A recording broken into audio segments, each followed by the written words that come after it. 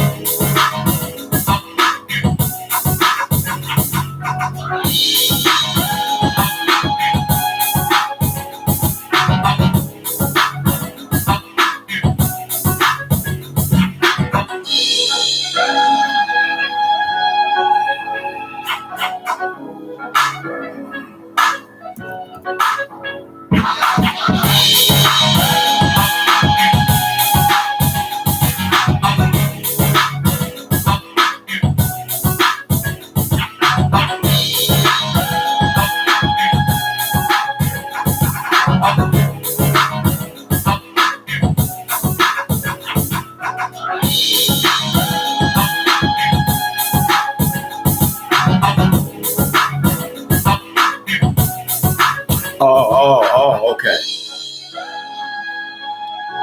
What's crack-a-lacking? You tuned in to the Iceman Show podcast. I am your host, the Iceman. I am humbled and I am grateful that you're joining us tonight. More bounce to the ounce, and I say what counts.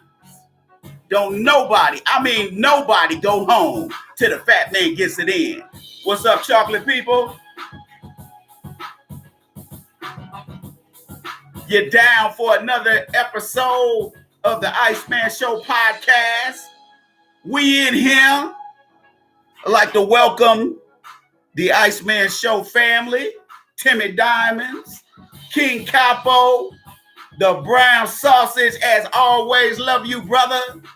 You the only model minority in there, bruh.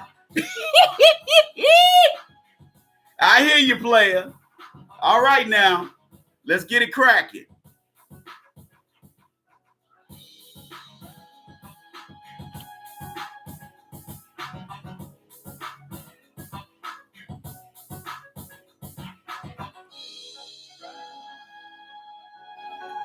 Yes, y'all.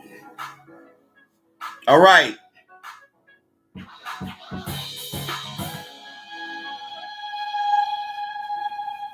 Yes, y'all. And you don't stop.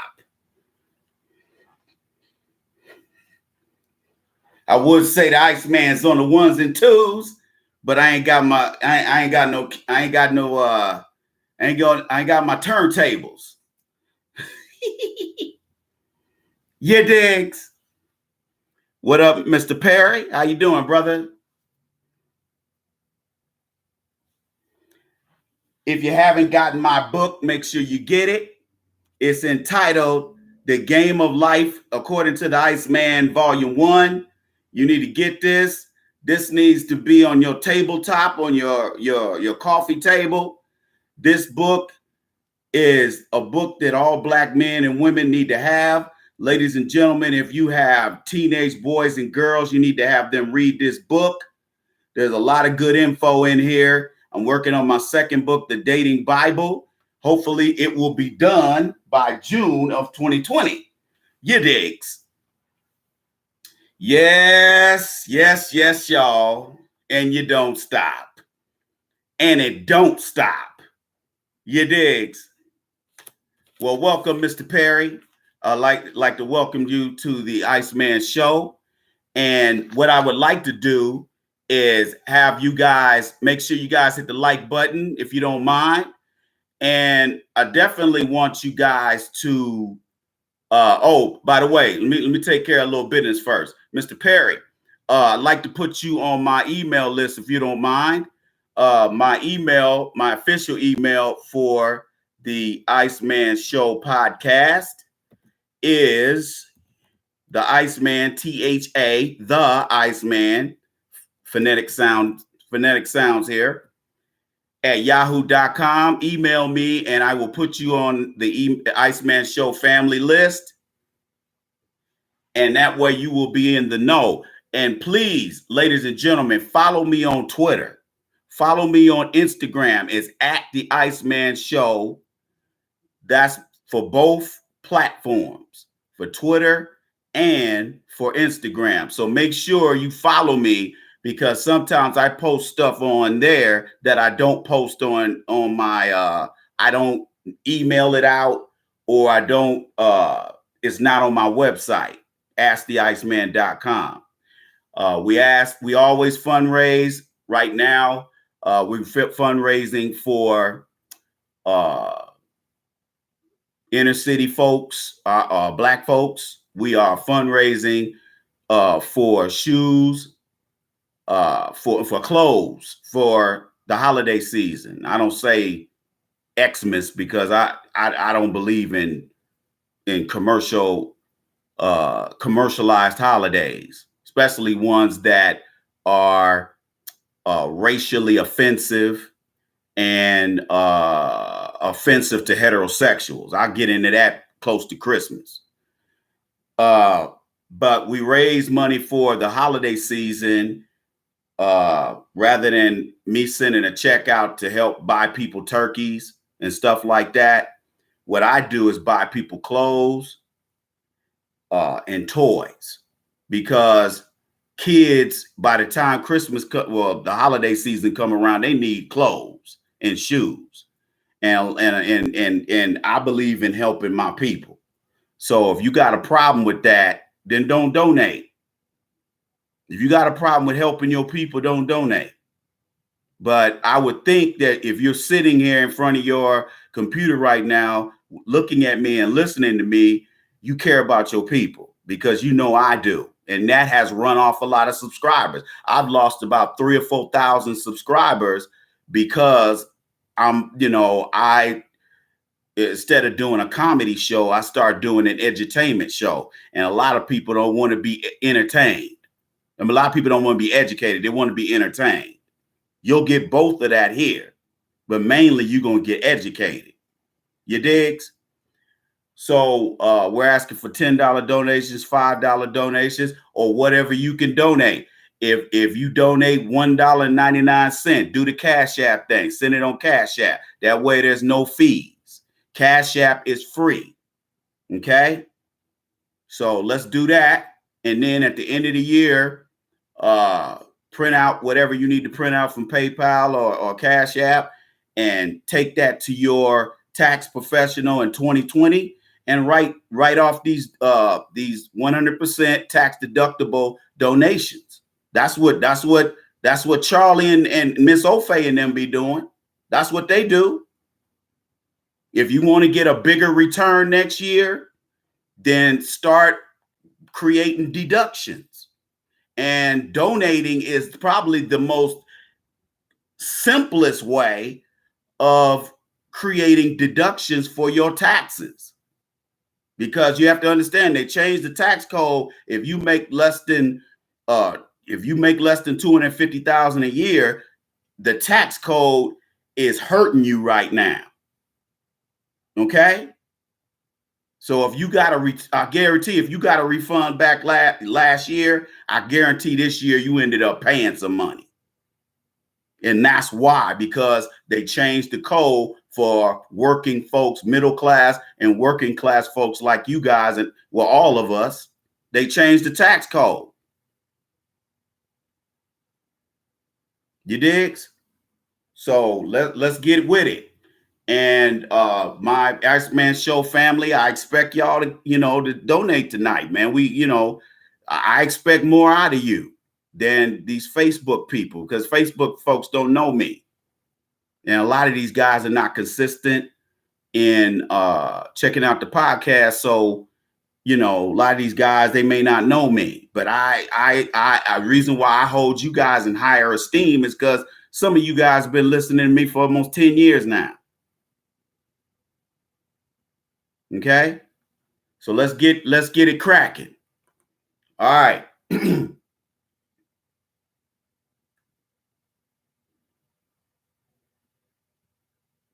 What up, Mr. Santos?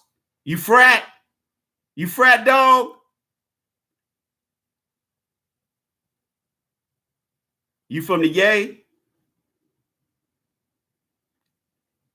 So you one of them Bay Area players? most brothers that I used to serve with in the Air Force, man, and brothers I've met over the years, man, them Bay Area brothers, them NorCal brothers, them brothers be straight up players, man. They be old school. I love Bay Area brothers, man. I do, man. I love the Yay, man. That's a beautiful area. All my brothers and sisters up there in the Yay area, don't let these real estate developers push you out of San Francisco and Oakland, because they trying to gentrify Oakland and they trying to push all the brothers and sisters out of there. So y'all stand tough and make it difficult for them real estate developers to come in there and take what you and your grandparents and you might have 3 or 4 generations of folks in the Yay area, and here these folks come up in here. Well, we're gonna build some $1 million condos. No, you ain't. No, you ain't. We're gonna make it difficult for you, even if we gotta get gangster. You digs? Start playing unfair instead of playing fair. You digs? Let's get it cracking. McClellan? No, I ain't been to that base. I haven't been there. No, I ain't been there, bro. Anyway, let's get it cracking, y'all, so we don't be on here all night. Now, ladies and gentlemen,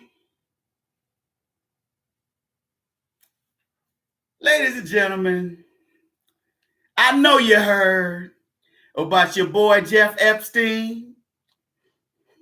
I know you heard the last couple of days. I told y'all. I did not say, I know I said this Tuesday. I know I said this Tuesday, ladies and gentlemen, that there was going to be, all of a sudden, there's going to be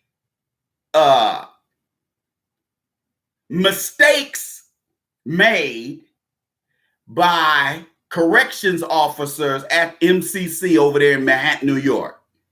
Didn't I tell y'all that? And sure enough, Wednesday, which was yesterday, what did they say? They suspended or fired those two officers. I think they fired both of them. Come on, man. Timmy Downs, you a fool. And then they reassigned the warden. You know, they never fire Caucasians. They just reassign them. Okay? And they might even pay them more money when they reassign them. It might even give them less responsibilities. Now, according to reports, they said that Mr. Epstein, during his suicide, the two corrections officers who were supposed to check on him every half hour, they fell asleep. Remember I told y'all about people in law enforcement sleeping in their patrol cars? Like sometimes when you go down the interstates and you see the state trooper sitting there and you know you flying and you start slowing down, you look in your rear view, see dude, and the car's just dark. That state trooper's in there sleeping. That's why he didn't pull you over. Everybody does it. Look, man, when you working all night, you gonna learn when to take your naps. Because sometime the sergeant will roll up on you. So what I used to do, when I worked in corrections, we just had, one would sleep, the other one, and then somebody would stand guard. Somebody would be like, okay, man, wake up, man. Sergeant about to come in here. Okay? He said, like sleeping in a gas, man. You stupid. Oh, you remember them days in the Air Force going through the tear gas tent, huh? Boy. Whew, that was a long time ago, player. But anyway, they said, now I heard this on CNN. Let me turn these lights on, man. Because it's getting dark. I was gonna come up here and do the show at 5, but I ain't get home till like 4:45. So I said, man, let me go ahead and get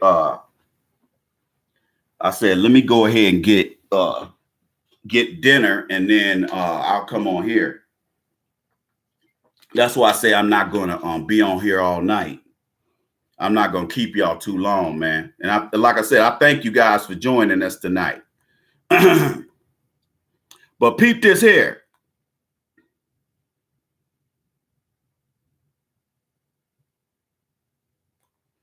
Peep this here, y'all. They said, let me cut this light on, man. I don't really like this light. I think I'm gonna put some pimping in here. I think I'm gonna put a blue light or something like that in here. Hey, remember the blue light in the basement back in the 70s? We used to have them house parties. Where my East Coast, where my Chicago, Detroit folks at? Where my New York City folks at? Y'all remember them days? Come on now. Anyway, they said that they were hearing. Man, I better cut this desk light off. Inmates at the MCC, the Metropolitan Correction Center in Manhattan, New York, where Mr. Epstein was housed, inmates stated that around the time that Epstein so allegedly committed suicide, they stated that they heard shrieking, yelling, and at some point screaming. Understand? When I heard that, that's the first thing I heard. Then they mentioned that the two guards got suspended or fired, and the warden was reassigned. Okay. Now, if you listen to my podcast on Tuesday, you know that I laid out the whole Epstein saga for you. I laid it all out. Took me 3 hours to do it, but I did it. I laid it all out. Everything, all the players involved, all the main players, not all the players, but all the main players. Understands me? So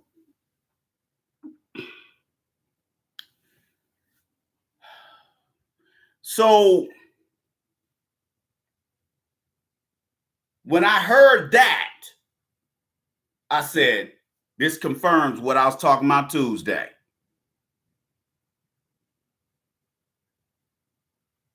You digs? I heard that. And I was like, why am I not surprised? And then this morning, they were talking about this dude's hyoid bone was broken, and the I'm surprised they even mentioned any of this autopsy information. I'm really surprised, but at the same time, I'm not, because these folks do things like this in plain sight. They do this stuff in plain sight. They don't give a damn. They don't care. When these people want to do something, it gets done. And they don't care what we think. They don't care what we think. They prove that all day, every day. They wasn't discreet about this. And you know they weren't.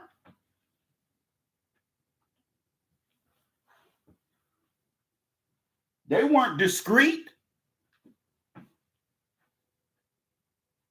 You digs? They weren't discreet.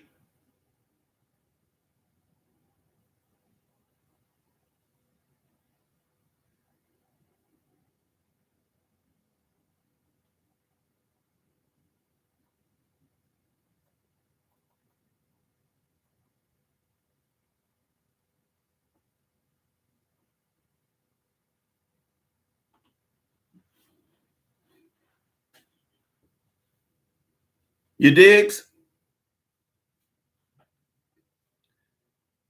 And so this guy's hyoid bone, which is a horseshoe bone that goes up right here, that's right here, is attached by tendons and muscles to your cervical spine muscles. And it's also connected to your tongue. Okay? Now, I told you guys Tuesday that when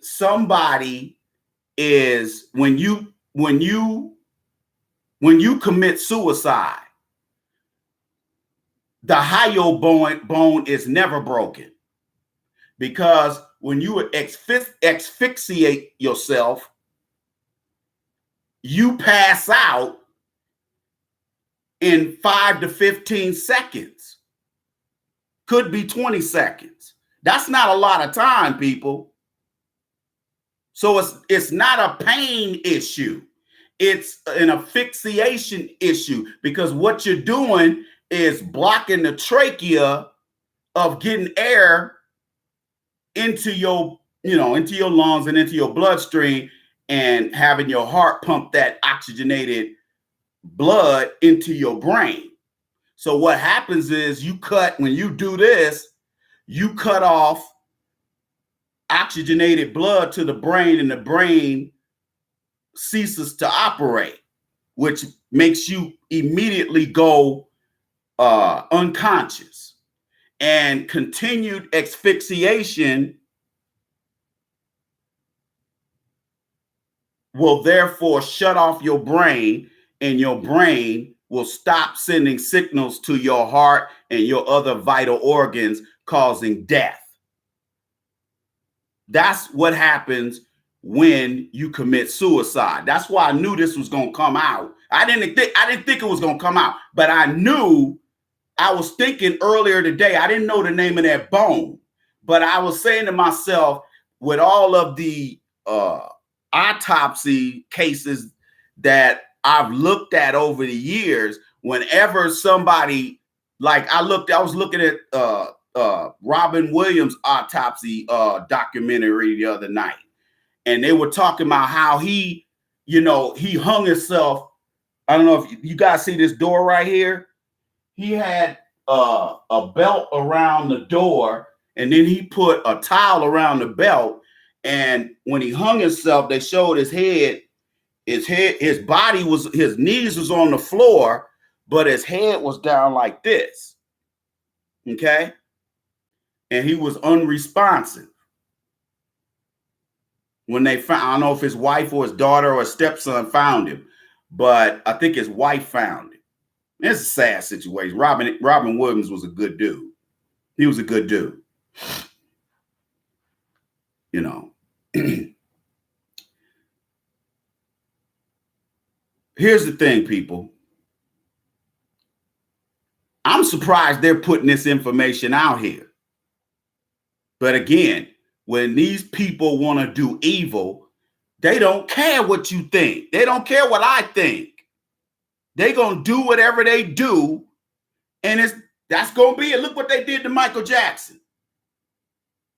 It's obvious that Conrad Murray was paid. I guarantee if somebody hires a private investigator, I guarantee they'll look at some of his bank accounts and probably see a deposit for $10 million. Or it's in some offshore account. Because obviously Conrad Murray can't practice medicine anymore with a felony and go in a prison record and a manslaughter charge conviction against him. Look at Prince. Prince had 17,000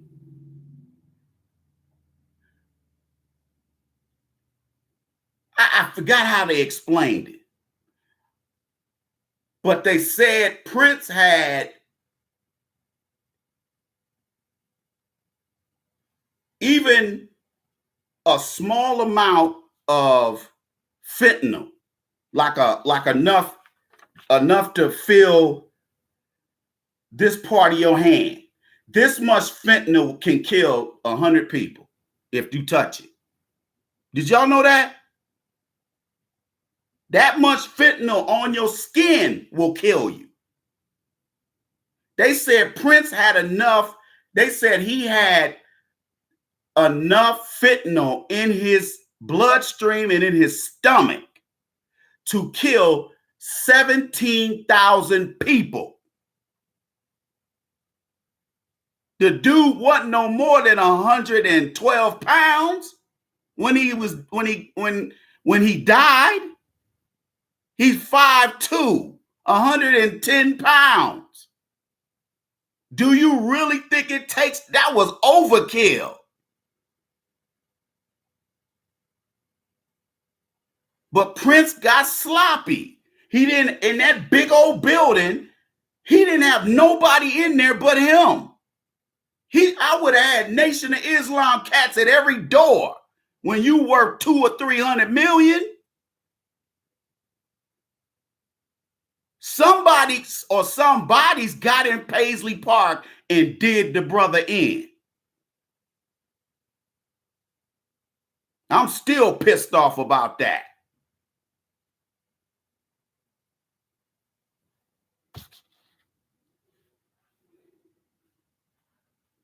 But this guy's hyoid bone was broken. The only way you can break a hyoid bone is a ligature from behind like this or an arm. And it's got to be a pretty powerful person to be able to do that. So let's get real. And the only way that bone, the way the medical examiner explained it, he said the only way you can break that bone is from behind. Y'all hear me? The only way you can break the hyoid bone is from strangulation from behind. Y'all hear me? And you compare that with inmate statements saying that they heard shrieking and yelling and hollering coming from his, and scuffling coming from his cell.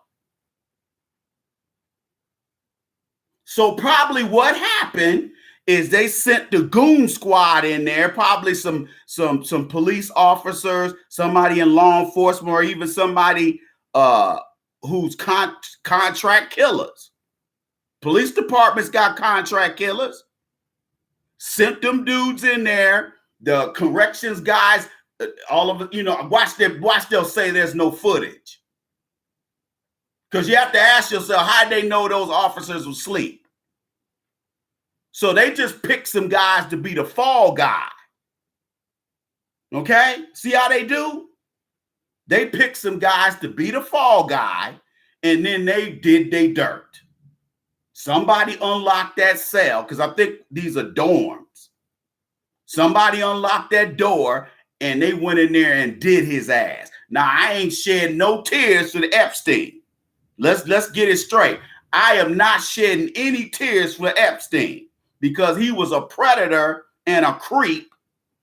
And, it ain't my place to say whether he got what he deserved, because only God can decide that. But his card was punched, nevertheless. You digs?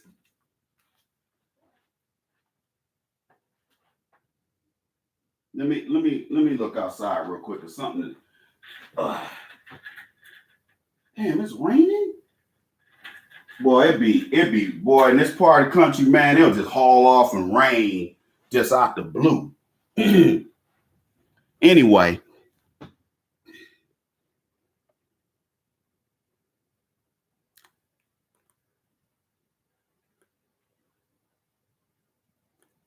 So here's the deal, people. The hyoid bone was broken in multiple places. And they said there was trauma to the neck. Okay? And when they say there's trauma to the neck, that means there was a ligature, which is some kind of instrument that was used from behind, or it was somebody's arm around that neck. Now, I don't know how big this Epstein guy was. I don't know. I don't think he was no bigger than me. But whether he was or not, if you know somebody's trying to kill you, you're going to fight like hell.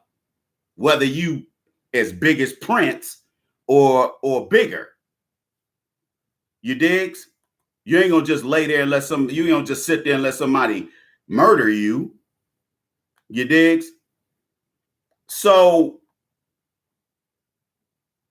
we're starting to get confirmation as to what's really popping with this whole situation. You digs? And we are now finding out what really happened to this guy. And I'm just going to say this, and I don't mean, I want you to hear me here. Look, the only reason why this is we should be concerned about this Jeffrey Epstein situation that is supposed to allegedly look like a suicide is if they're willing to do that to a dude that's worth half $500 million, just think what they'll do to our broke asses. If we got information on all these important people. Remember, Epstein said when he got arrested and they denied him bail, he said, if I go down and I get, if it looks like I'm going to end up doing life in prison without parole, or even life in prison with parole, he said, I'm telling everybody. I'm telling on everybody. That's what he said. I'm paraphrasing what he said. He said, I'm telling on everybody. A few days later, look what happened to the dude. He is connected to royalty around the world, prime ministers around the world, presidents. Him and Maxwell, his madam, his liaison, he and she set up sexual liaisons between very powerful men, possibly, I'm saying possibly, former U.S. president, as well as the current president. Prince Andrew, Duke of York, who is the son of Queen Elizabeth. He is connected to bin Salman, the crown prince of Saudi Arabia.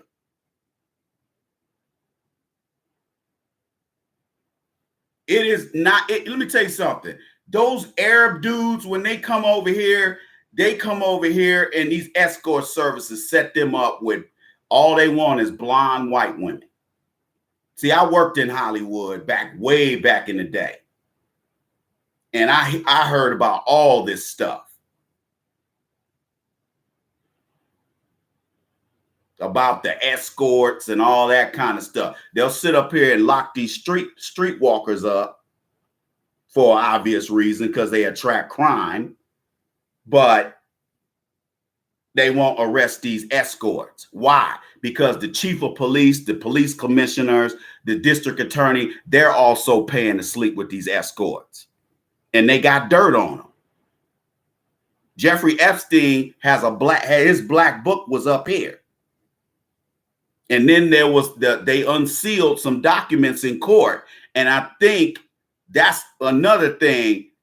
They haven't broadcasted what was in them documents. And if they do, they will redact them.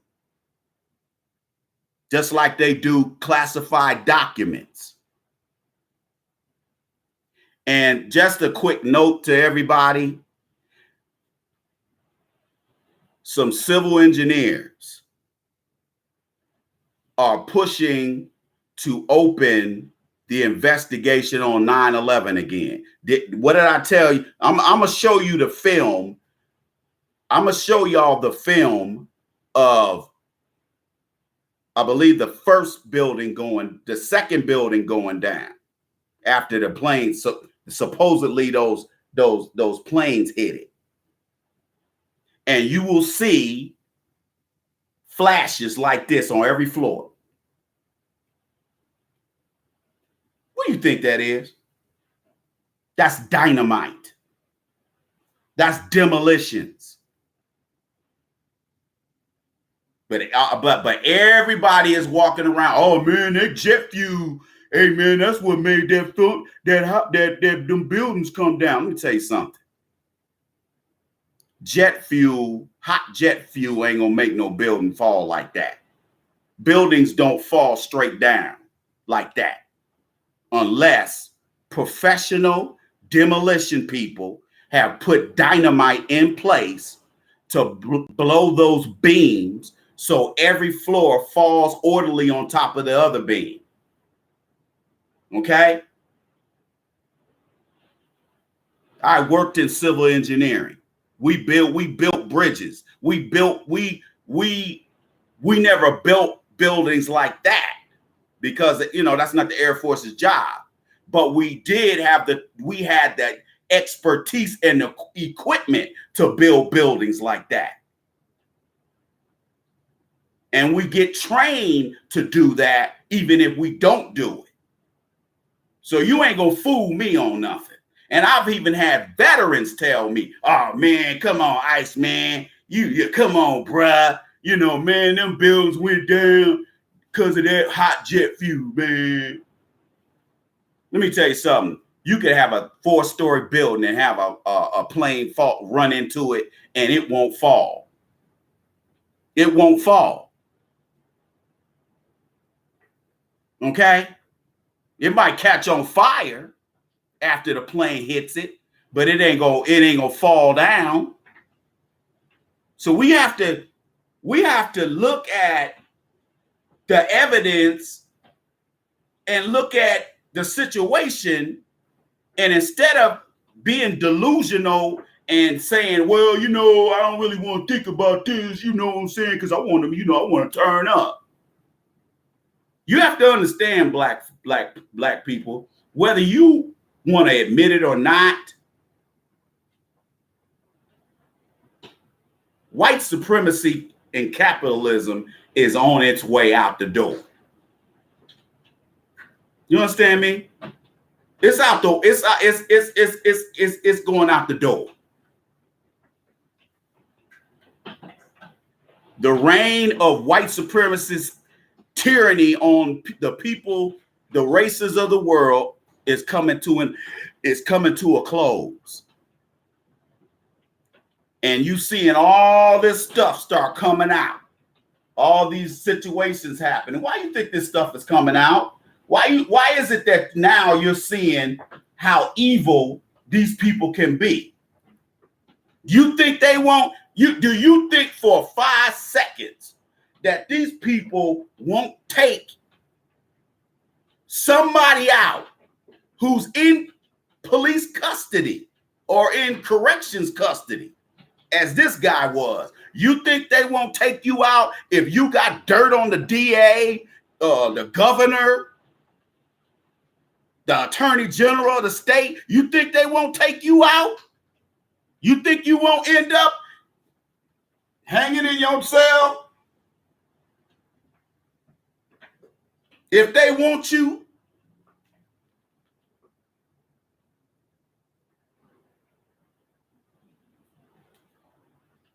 This ain't about scaring nobody. It's about if you learn this stuff and you get your mind right now, you won't get caught slipping. That's why black folks are always caught slipping all the time.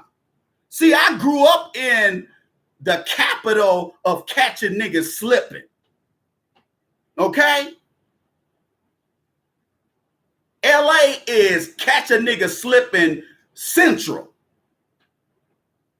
So many niggas have got caught slipping and got done up because they didn't keep their head on a swivel. You digs? So even once I moved to other parts of the country, I was like, man, you ain't gonna catch me slipping, homie. You ain't gonna catch me slipping. I'm around white supremacists almost 24 hours a day. I keep my eye on these people, even these people that live across the street from me. I'm the only black guy on this street. The house I live in, I'm the only black man on this street here. You think I don't look out my window watching these people? You ain't gonna catch me slipping, homie.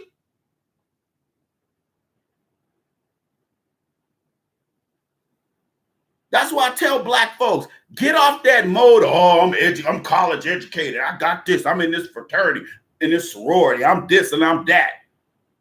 You think they won't beat your brains out, beat your brains in, or shoot you? You think they won't kill you?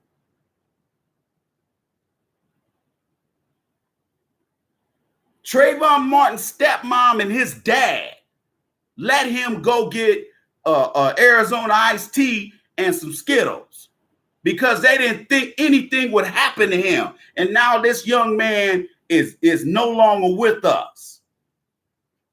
And his mom, his stepmom, and his dad and his brother heart, and everybody that's connected to that family, it has been shattered. Their hearts have been shattered in so many different pieces, because you never know when these white supremacists are going to step to you.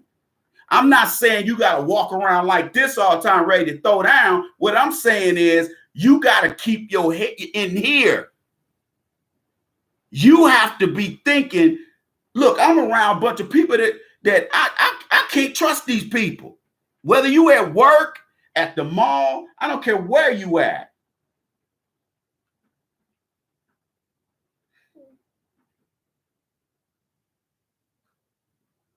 You digs?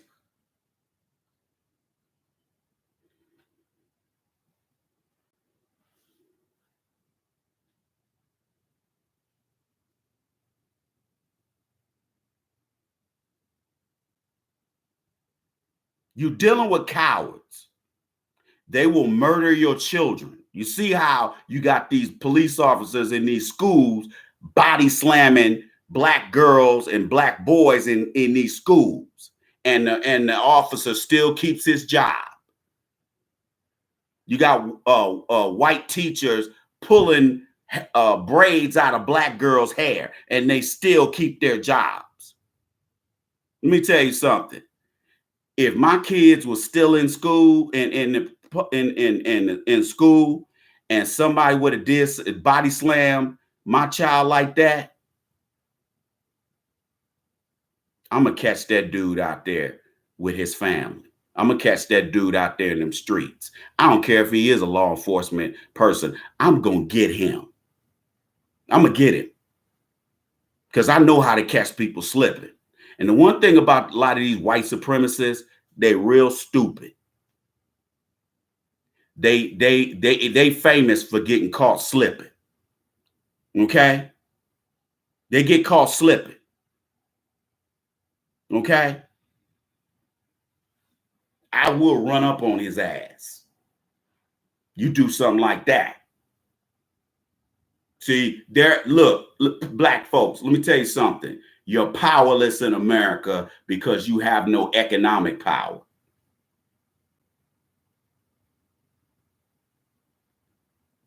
You have to, if you're going to build that house, you got to have the economics here, aggregating resources, then the political, then social.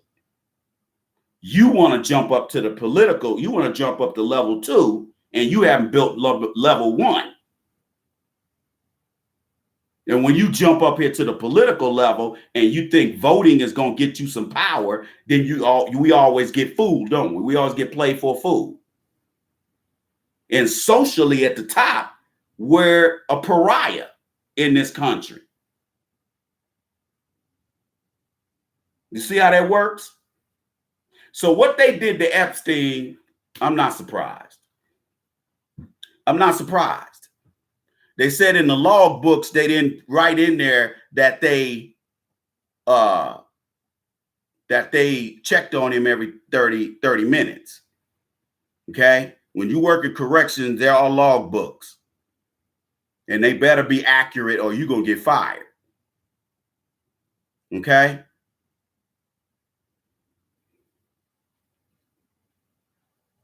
But you see what they did to this dude.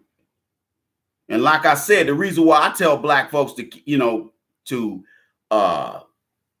keep an eye on stuff like this, I tell you to keep an eye on this kind of stuff, because if they're willing to do that to a dude that's worth worth $500 million, they'll do that to us, and we don't own anything.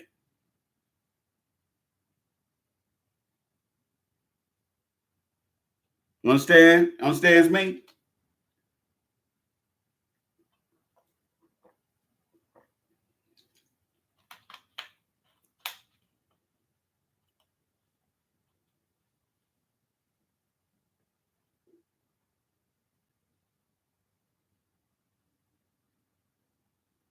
Okay. So y'all better keep an eye on this kind of stuff. Like I said, black folks love to be oblivious. We just want to party all the time. We just want to turn up.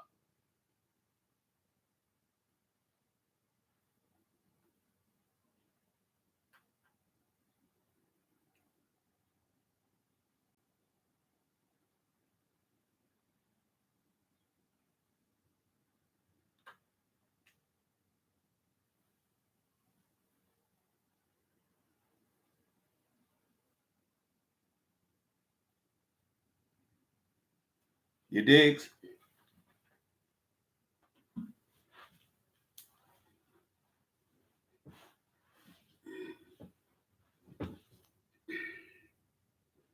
But if it can happen to him, it can happen to us. Okay? And like I said, this kind of stuff don't get past me because I'm always thinking to myself, what will these people do to me? I'm always thinking like that. What would you do to me? Because it's very easy for them to do it and just make up anything. Hey, he slipped and fell and bust his head.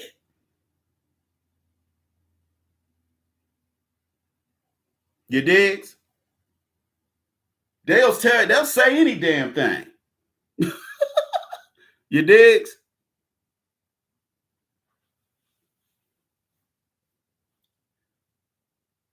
I know you guys have heard this reference of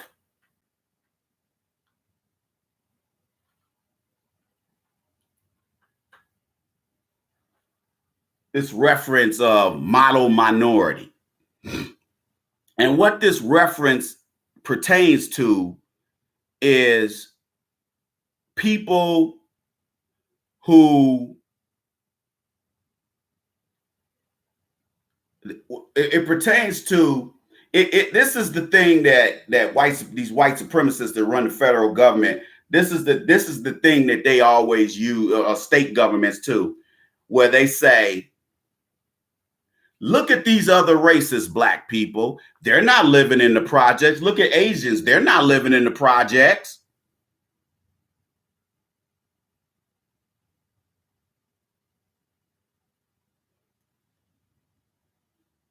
Look at the Caucasian Hispanics in this country. Look at them. They're integrated into Caucasian society, white society. Look at them.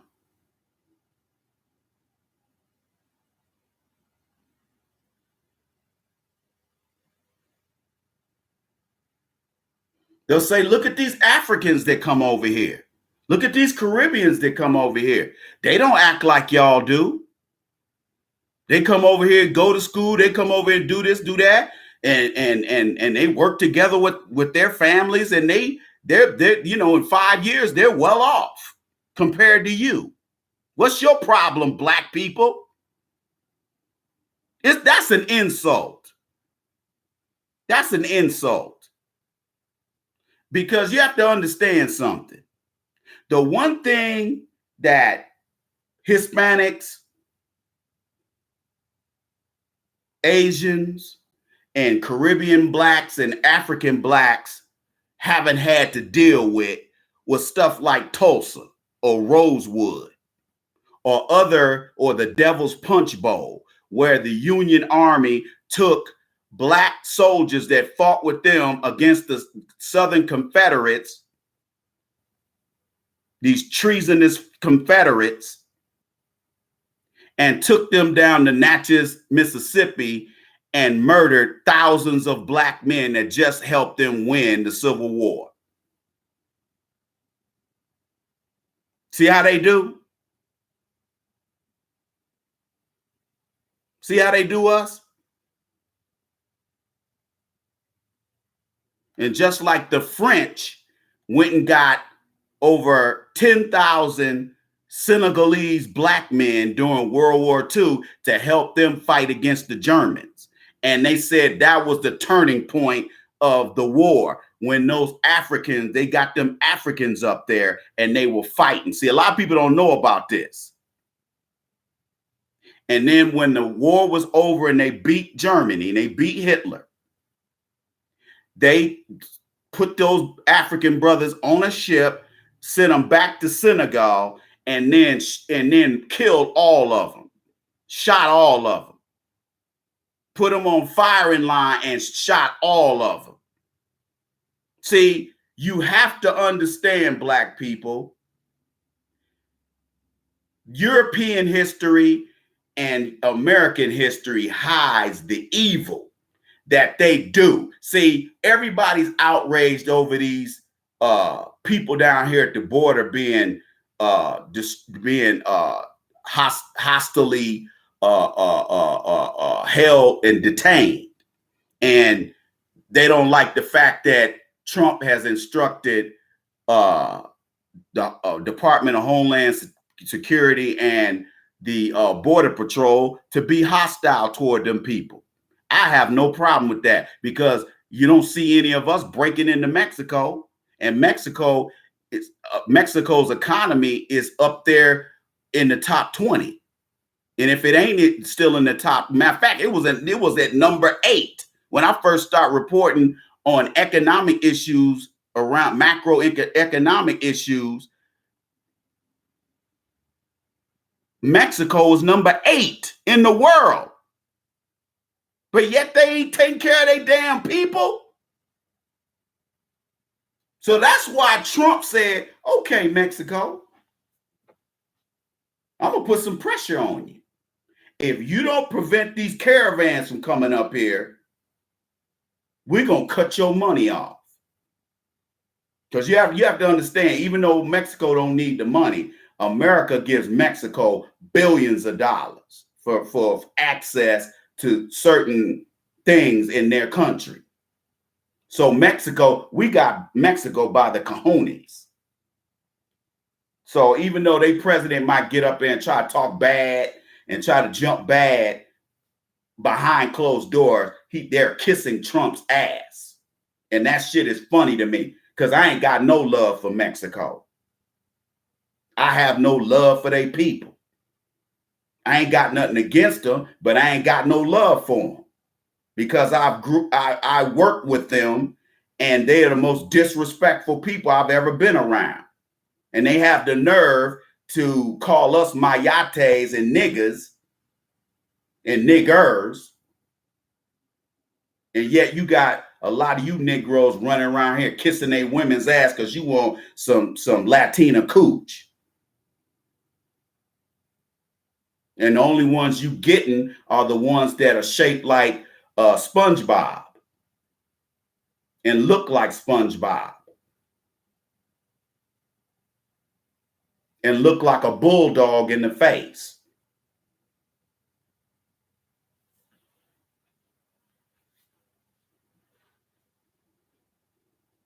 But when they say, "Oh, how come you can't be more like these people over here, black people?" Well, you know what? If you weren't murdering our people the way you do, if you weren't subjugating us the way you do, if you weren't economically depriving us of resources the way you do, we would be a model minority group too. Now, wouldn't we? Now, first of all, let me say this to y'all before I get along in this address.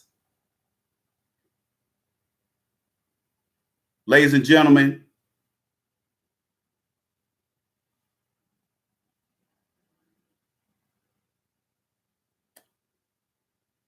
they come after us with everything they got.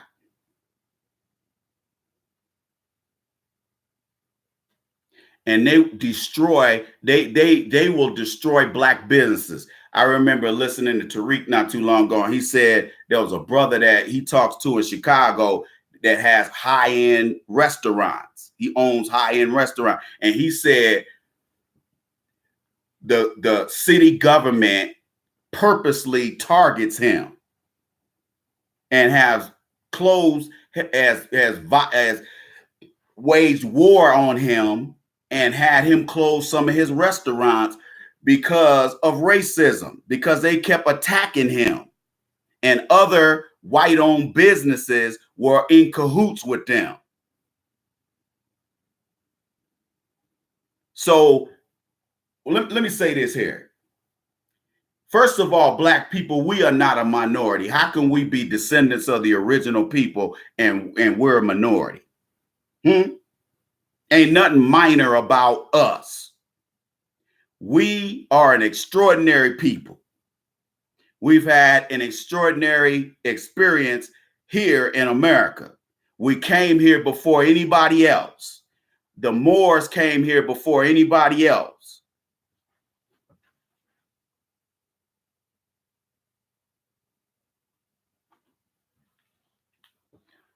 Look up Cairo, Illinois.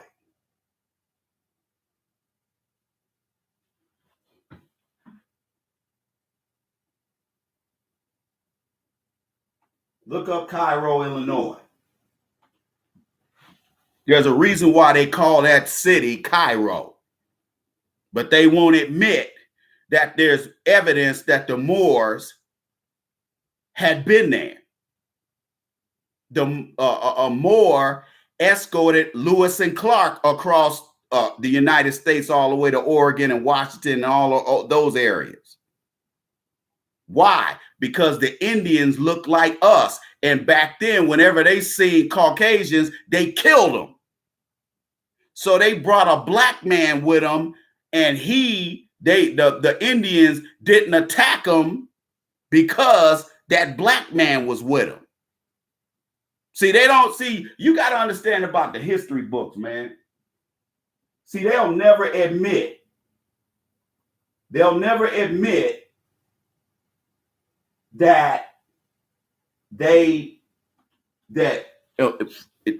in every facet of American history, in every facet of American society, the only reason why we've been as successful as we have been is because of the brain trust of the black man and the black woman who built this country.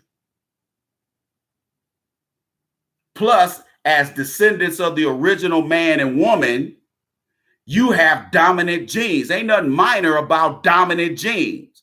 They are the one that's the minority. But you think because there's more Caucasians in this country, that means that you're a minority. You're not a minority. See, they tell you you're a minority so you can think less of yourself. See, that's part of that inferiority complex that they want to keep building on in your psyche as you live in the United States, to make you feel like it's impossible to fight these white supremacists on every level. And what you fail to realize is that white supremacy is like the Wizard of Oz.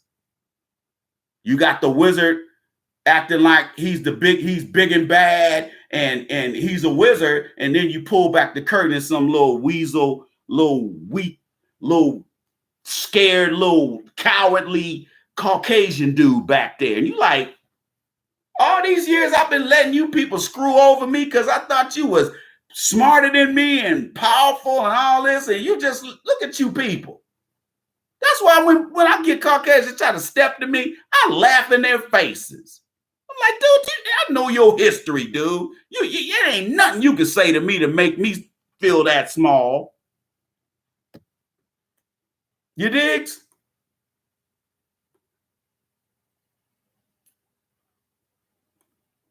There is nothing you can say to make me feel that small. But a lot of that works on us. They ain't got no power over you. So when they sit up here and point at these other races and say, ooh, see, them, how come them Hispanics look at how they live? Look at these Asian people. Look at these Africans that come over here. Yeah, and look at these Caribbeans. Let me explain something to you. A lot of these Africans that come over here and a lot of these Caribbeans people that come over here, a lot of them are coons and mammies and sambos in their own country. That's why they come over here, because ain't nothing popping over there. So when they come over here and start calling us a kata and all this other kind of stuff, I ain't talking about all Caribbean black folks. I ain't talking about all Africans. I'm talking about the ones who were coons, mammies, and sambos and Negro bedwenches. You got a lot of these African women that will have sex with these white missionaries and these UN workers and contract AIDS, HIV and AIDS from these nasty ass white dudes. And then will come over here with they half white anchor babies.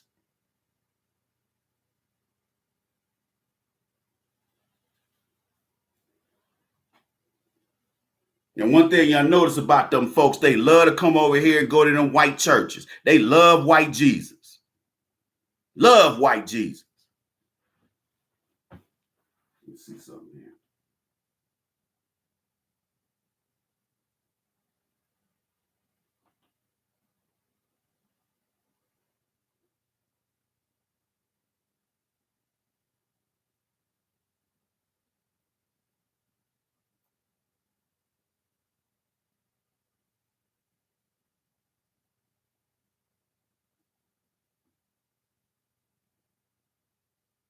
Okay.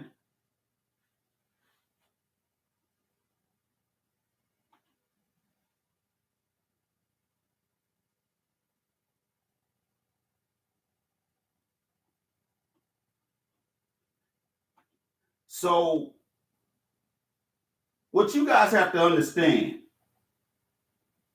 is that you have to pay attention to the language these people speak. You need to listen to what they're saying, because a lot of what these white supremacists say, even if they're lying, will tell you a lot about what's really going on in their head and what they're doing. That's why you notice you be like, because people send me emails, they be like, Ice, how you be finding out about this stuff? Dude, I know these people. I done dated too many Caucasian women. I've lived with too many of them. And I've been roommates with their men. I know how they think. Yeah, the first 2 to 3 days, they're grinning and smiling. There's all this phony crap. But after all the phoniness wears off, they show you what they're really about. You get disarmed by all this grinning and smiling they do. See, they don't fool me. While they doing all that grinning and smiling, I'm just sitting there just like this. Look at them dead in their eye. That make them uncomfortable. Because you got to understand the psyche of white supremacists. They are cowardly. They are scary. They're violent. They're uber aggressive. If you really pay attention to their behavior, they're passive aggressive and they're aggressive.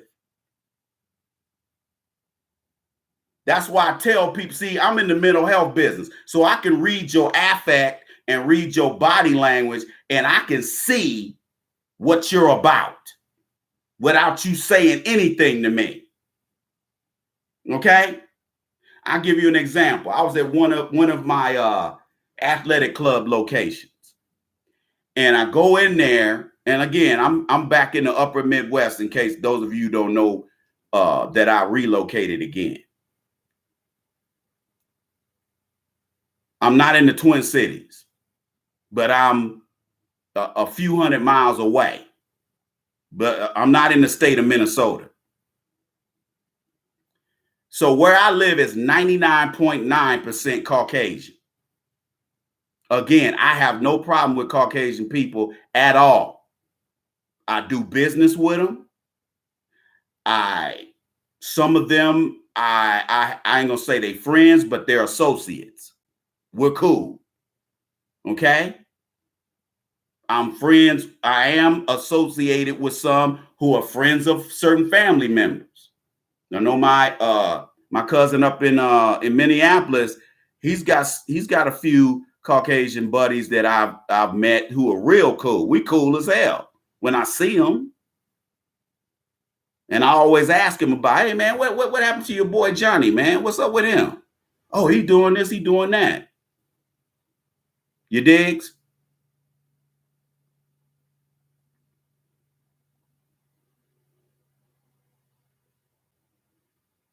So I'm in the athletic club,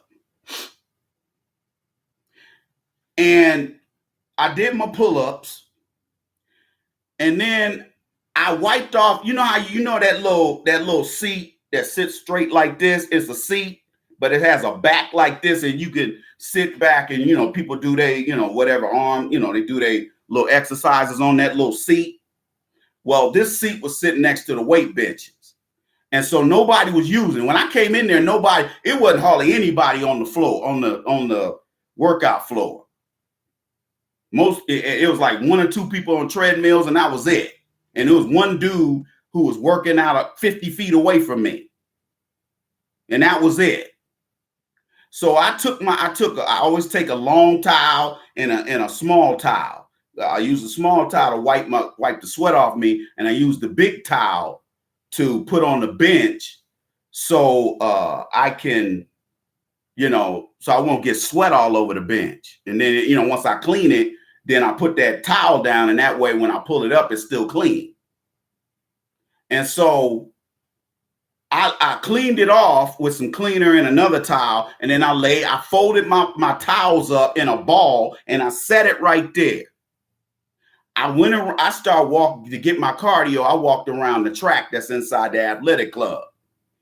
And so by the time I finished, I went over there, and this Caucasian dude looked like he about my age. I guess he was with his son, and they were working out. They knocked my towels on the floor. And see, I knew who did it, because every time I come in there, this dude always giving me nasty looks. Okay? Because you got to understand, these white supremacists are cowards. They're jealous. They get jealous of black women and jealous of black men when we're in shape and we're the same age. They hate that. They hate that I come in there, I'm almost 60 years old, and I come in there doing about 50 pull-ups. And even them young Caucasian dudes be looking at me sideways. Okay? And with all the health problems I have and all the musculoskeletal injuries that I sustained while in combat, while I was serving in a war, I'm still putting in work in there that they're too lazy to put in.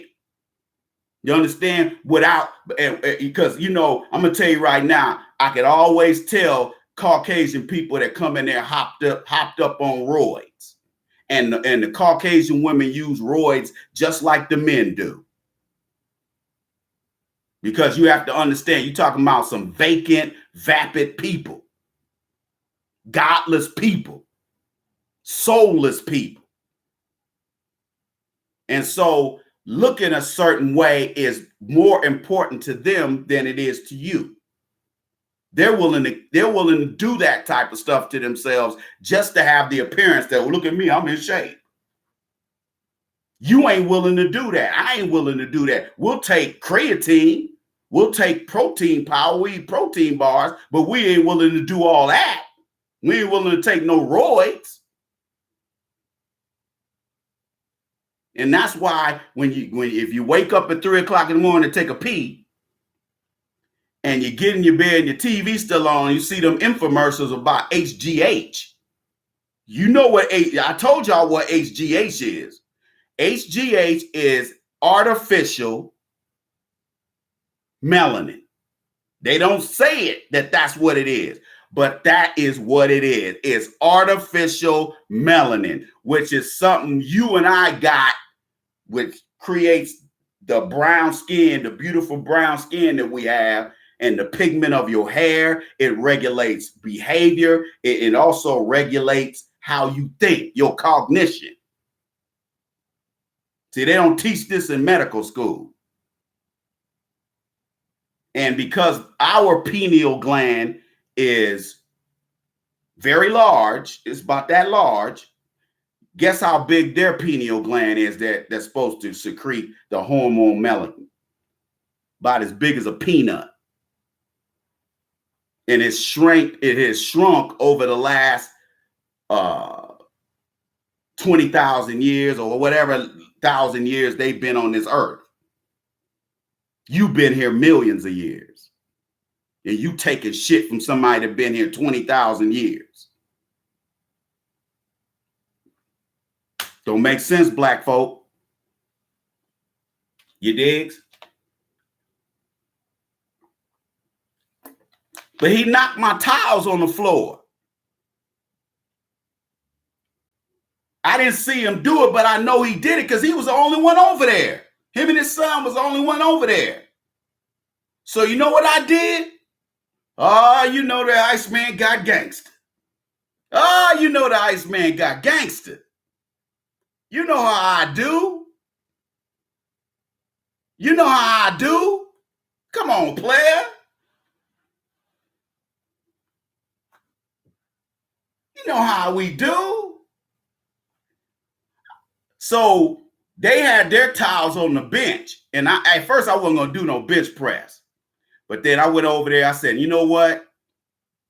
I'll fix his ass. So I went over there and knocked his towels on the floor, put my towels on the bench, put 2 more plates on there so I could have 225 on there because I start at 225. And then on his towels, I put my glasses and my hat. Okay?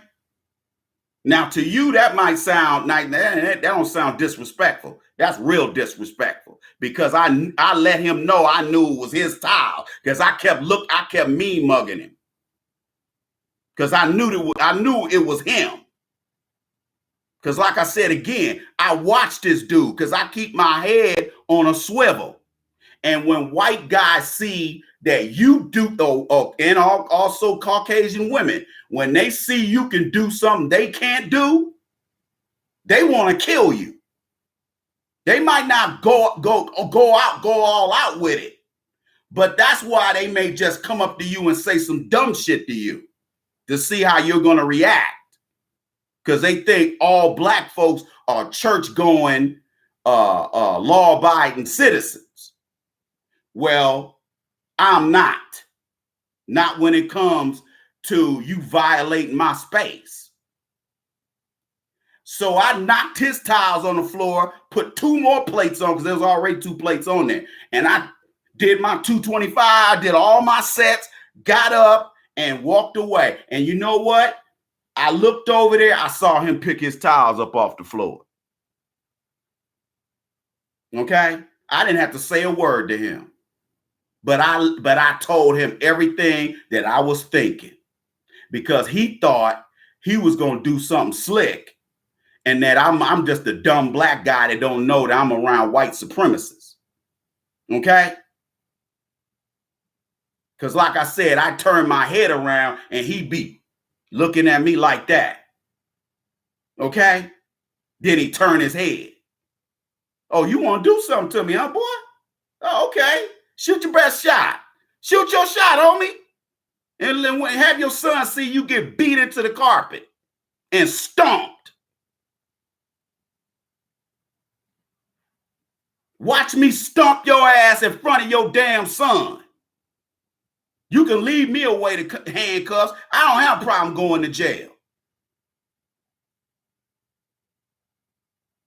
See, black men need to back in the 70s, that's the kind of black men I grew up around. See, a lot of you guys, y'all soft. You soft. I grew up around guys who they had contempt for the establishment.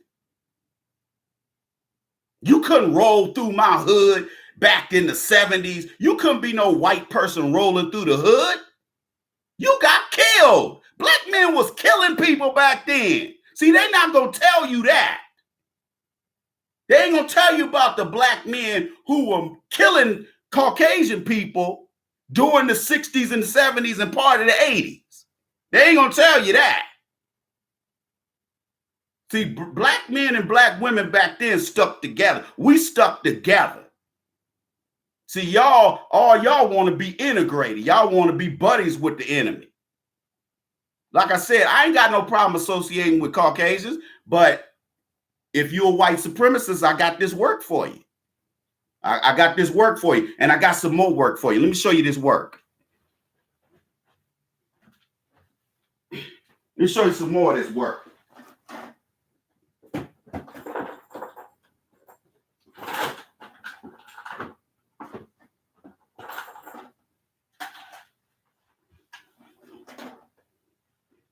Oh, yeah, I got to work. I got work for your ass. Oh, I got work. See this here? I got that work for you. This AR-15. Okay?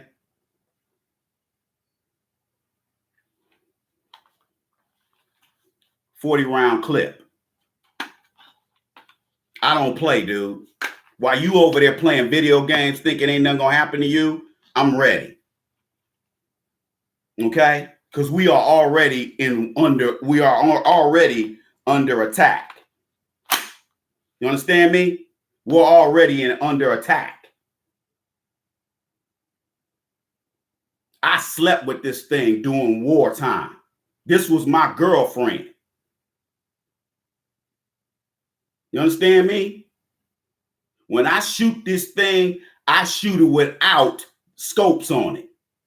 And them white dudes be looking at me like, and I be hitting that target. I don't hit center mass all the time because my eyesight ain't that good no more.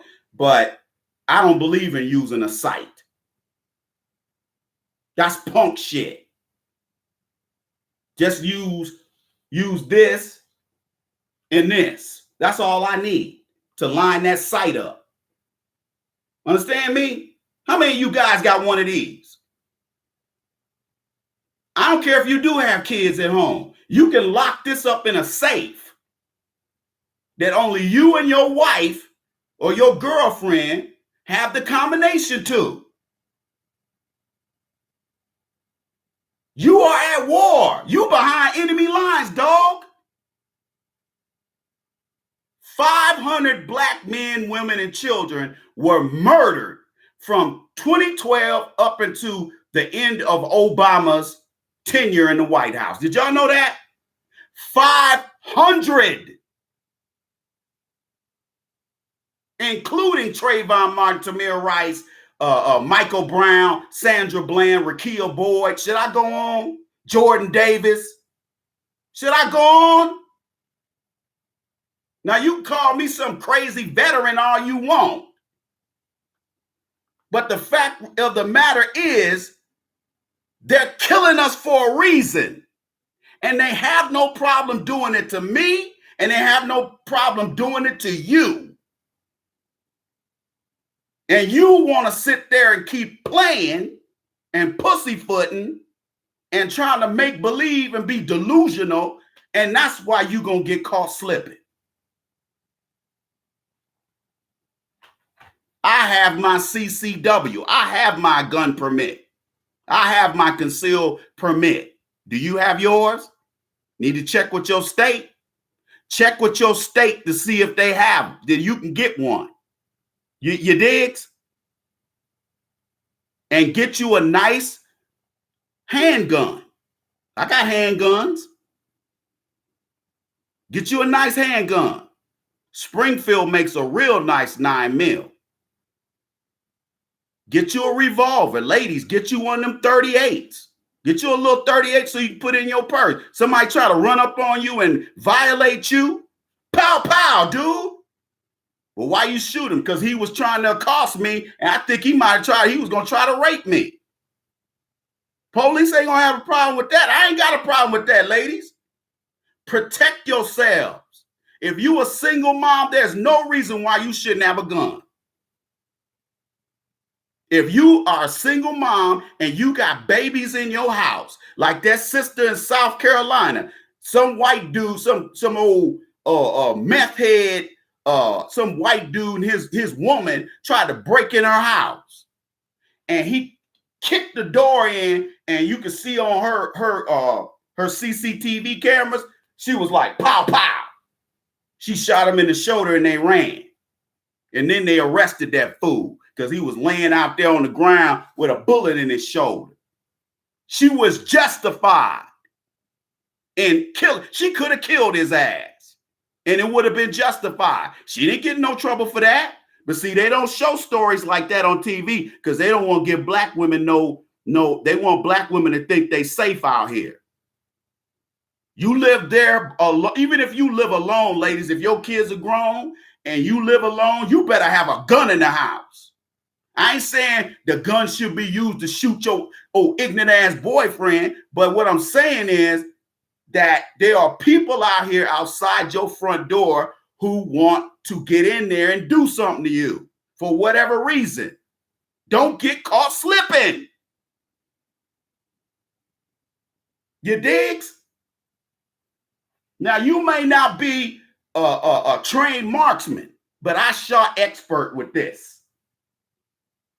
I'm surgical with this bitch. Understands me? And they do sell 40-round clips, 40-round magazines, banana clips. That's what we call it. Okay? If I got to protect what's mine here, I'm going to get that electrical tape, and I'm going to tape all them magazines right here, and I'm just going to be busting. You digs? I don't play. You can say what you want to say about me. Oh, he crazy. No, I'm not. I'm not crazy, dude. I'm prepared. See, if you ready, you ain't got to get ready. If you stay ready, you ain't got to get ready. You are under siege, black people. And I'm sorry if you don't want to be scared. I'm not asking you to be scared. Go out there and take some firearms training. Go to, when you get your piece, go over to the firing range and learn how to shoot it the right way. Take some of them classes. They'll show you how to properly shoot a gun. They'll teach you how to control your breathing. You ain't gonna be no expert marksman like me, but you will be good enough to where if somebody run up on you and they mean to do you harm, you and your baby's harm, or you and your woman, or you and your girlfriend's wrong, your breathing won't be so messed up that you end up fumbling trying to get that gun out your purse. You're gonna be fumbling. That's why you gotta practice that. You gotta practice it. People think I'm talking crazy. You gotta practice using a firearm. You gotta control your breathing, because if you don't control your breathing, that gun's gonna be going all over the place. What good is it if that gun's going all over the place? You could possibly shoot some innocent person, like that dumbass cop that tried to shoot somebody's dog and end up shooting a woman.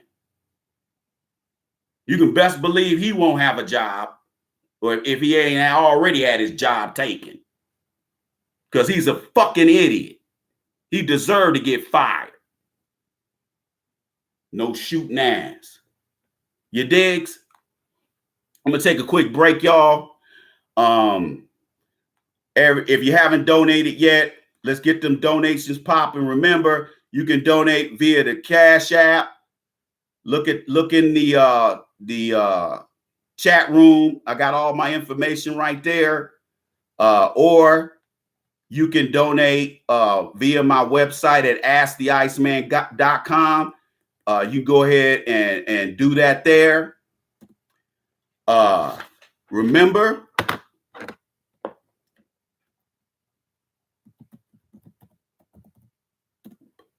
wait a minute. Did I do something here? Okay.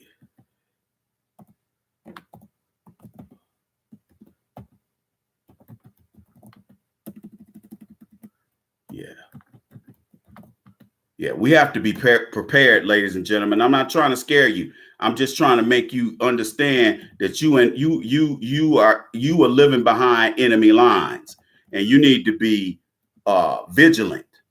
I'm not asking you to walk around with your gun out. What I'm saying is you need to be vigilant.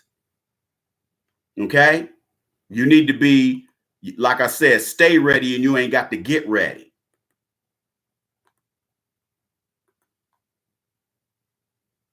And let me say this to you guys before we Brian Fury. And by the way, let me say this to everybody.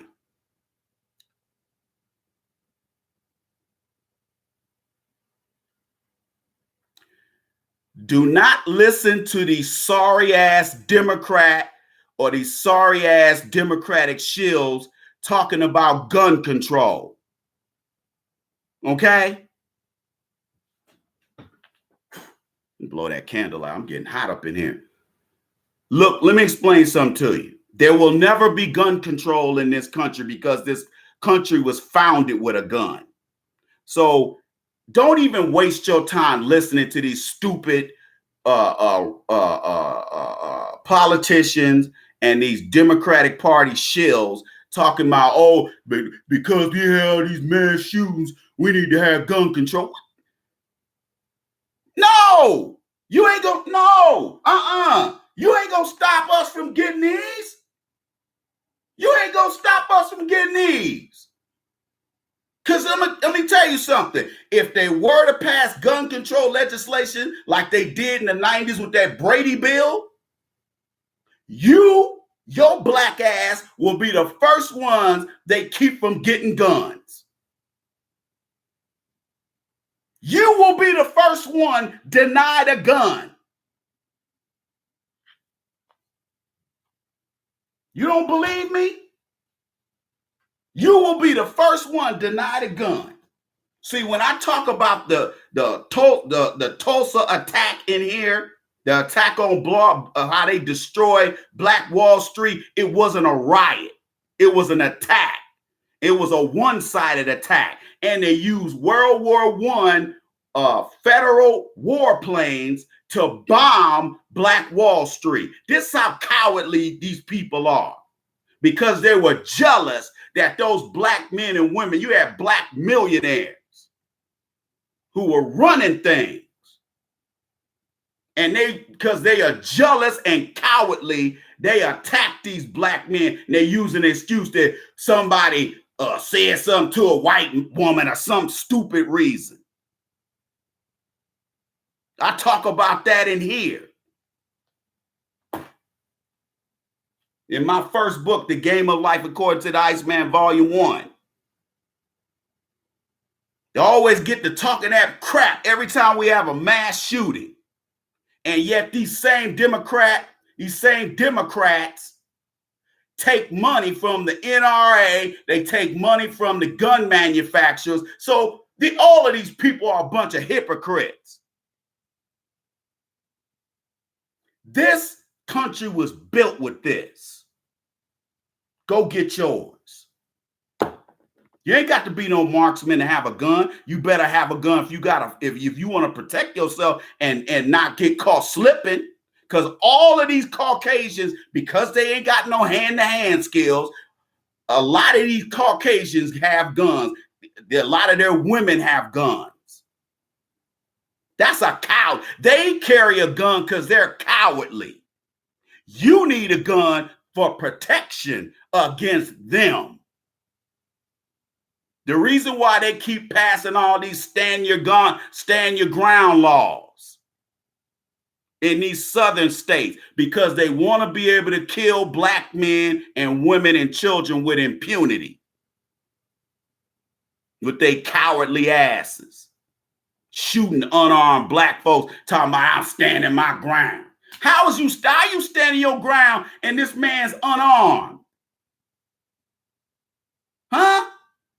How do you do that? And then you got racist ass sheriffs and police chiefs talking about, well, this, stand your ground applies here, so there's no laws broken here. Seriously? Look, I'm going to take a break. And if you haven't donated yet, ladies and gentlemen, please go ahead and do so right now. Let's get it cracking. I'll be back in 2 and 2. Keep it locked right here on the Iceman Show podcast. I am your host, the Iceman. I'll be back in a second.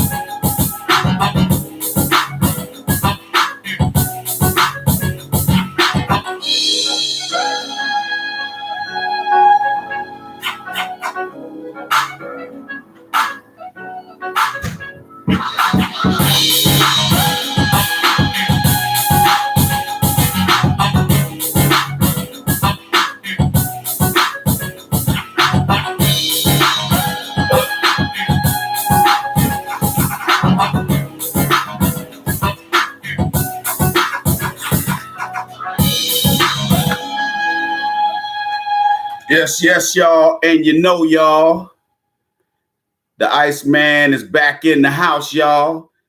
What's happening, Mr. Smith? How you doing, brother? Word up. Hey, Mr. Smith, did you make it to the convention a few weeks back? Yeah, I know you saw your boy Roland Martin up in there looking crazy, looking like a reject from Coming to America, looking like Prince Joffrey.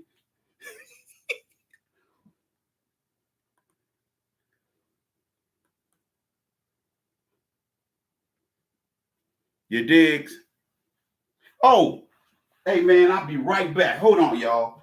I'll be right back. I knew it was something I forgot down here.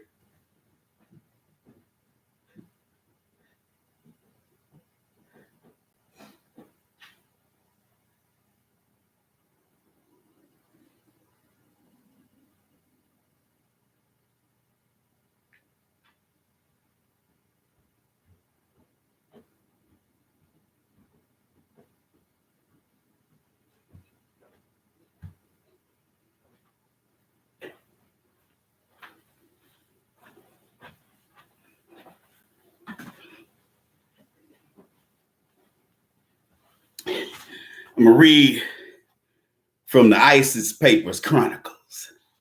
I know some of y'all, when I start reading out this book, y'all unfriended me on Facebook. That's cool. That means you're a coward. Okay? That means you're a bona fide coward. That's all that says to me. You are a coward. And you hate the truth. Black people, let me say this to you.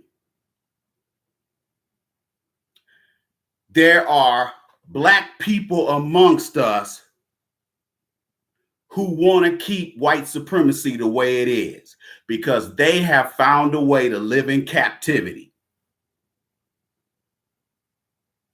They have found a way to live in a zoo. And they like living in that zoo because that's all they know. They are the ones who are helping to keep white supremacy in place. because it should have been eradicated a long time ago. Like I said, you're dealing with the wizard behind the curtain in The Wizard of Oz. And instead of there being a big old, Terminator looking dude standing behind that curtain as the wizard, it's some little weak, little low testosterone, low T Caucasian dude back there with a toddler's penis, yelling through a bullhorn, making you think that he's somebody he's not. That's how these people are. And they are obsessed with you. And I tell black people all the time, white people always try to act like they're not watching you. Every time you turn around, they look down or look away or try to act like they ain't paying no attention. They're paying attention to you because you scare them. Just your existing on this planet, you scare them because they know your history and they know you come from a line of bad motherfuckers. The problem is they have kept your history away from you and made you some weak, docile little pussy.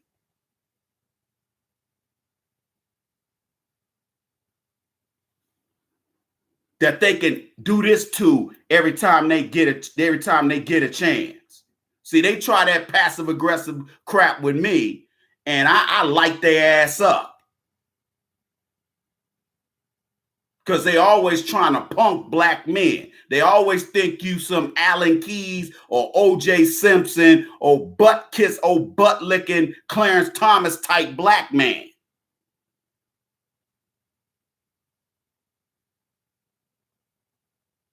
They think that you are one of these Jim Clyburn type of black men or one of these black men like my father that kowtows to every non-black person that he come in contact with.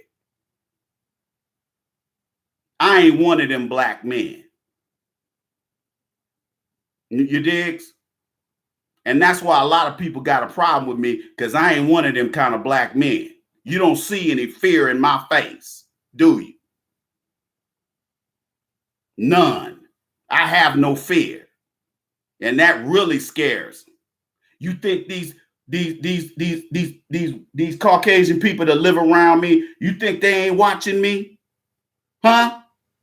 You think that I'll make them uncomfortable? That I ain't around here kissing everybody's ass and trying to meet everybody and be everybody's buddy like some Negroes that you know? How many of y'all know Negroes that live in white neighborhoods and your cousin or uncle or your dad or everybody, hey, Willie, good people, Willie's cool. Everybody know your cousin and your uncle because he go around trying to make all the white folks feel comfortable. I ain't one of them black men. I hope you feel uncomfortable. I hope I make you feel uncomfortable. You digs? If you haven't donated, please go and do so. We're looking kind of low tonight, guys. Come on, man. Like to thank everybody who has donated thus far. Let's get it cracking. Come on, guys.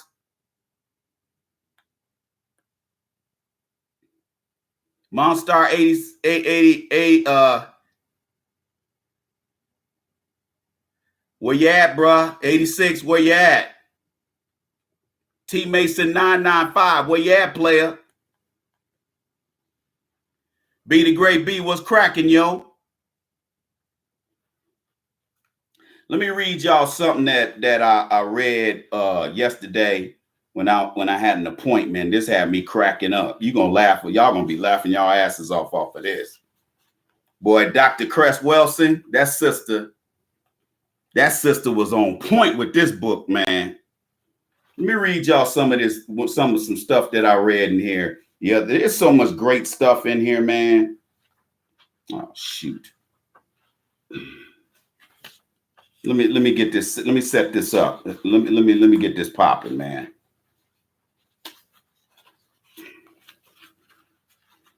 Okay. Let me get this cracking. Okay. You guys are familiar with Tarzan, right? The Tarzan books, the Tarzan movies.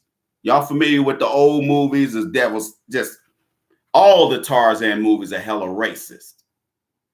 Okay, all of them are. Okay, now peep this here. What you have to understand. Remember, I did maybe last week or the week before that, I did a lecture on racial allegory in movies and television. Remember, I talked about that kind of stuff. You have to pay attention to the metaphors in these movies, like that movie Bird Box on Netflix. The original version of that book was written by A.P. Lovecraft, who was a major white supremacist. And that movie is Bird Box is a racial allegory movie. There's symbolism all in that movie. The spirits, those spirits that's supposed to be killing people, all of that symbolism. If you're ignorant and you don't know what they're talking about, you think you're just looking at a movie. Just like Get Out. Get Out is Jordan Peele hid I don't know how much stuff in that movie. And that movie Us is another movie that's racial allegory that Jordan Peele wrote and produced, and I guess he directed it too. Educate yourself. The Planet of the Apes, that is racial allegory for black people. You know, they're always calling us apes. Going all the way back to the first Planet of the Apes movie with Charlton Heston. The guys that wrote the original Planet of the Apes books and movies, they're a bunch of white supremacists. They don't even hide it. King Kong is about it represents the black man and his high testosterone and virile sperm. And the Caucasian woman that they always put in the King Kong movies, she represents the Caucasian race. And more importantly, and particularly, she represents Caucasian women. Because they always try to act like all black men got these big, huge, 3-foot long penises, and they just want to bust out every white woman. They're always running that hustle because they're obsessed with our penises, but more so our testicles, because our testicles have the power to wipe out their whole race. One black man can wipe out the whole white race. That's what they're afraid of. Genetic annihilation. And this is a clinical confirmation of that. Let me read this for you.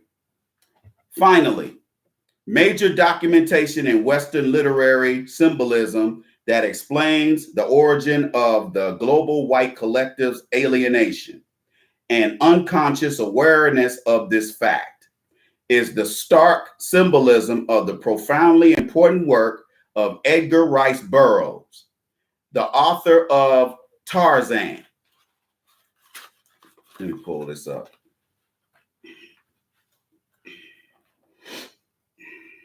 The first of these series, Tarzan of the Apes, was copyrighted in 1912 and published in 1914. Before Burroughs died in 1950, excuse me, you guys gotta bear with me, man. He had produced 26 Tarzan books. So significant is the Tarzan symbolism for Western civilization and culture that Burroughs' company remains a multi-million-dollar industry worldwide. Edgar Rice Burroughs is one of the largest selling authors in the world. In 1975, his company estimated that more than 150 million copies of his books had been printed in 50 languages around the world. By 1980, the entire Tarzan series was being reissued.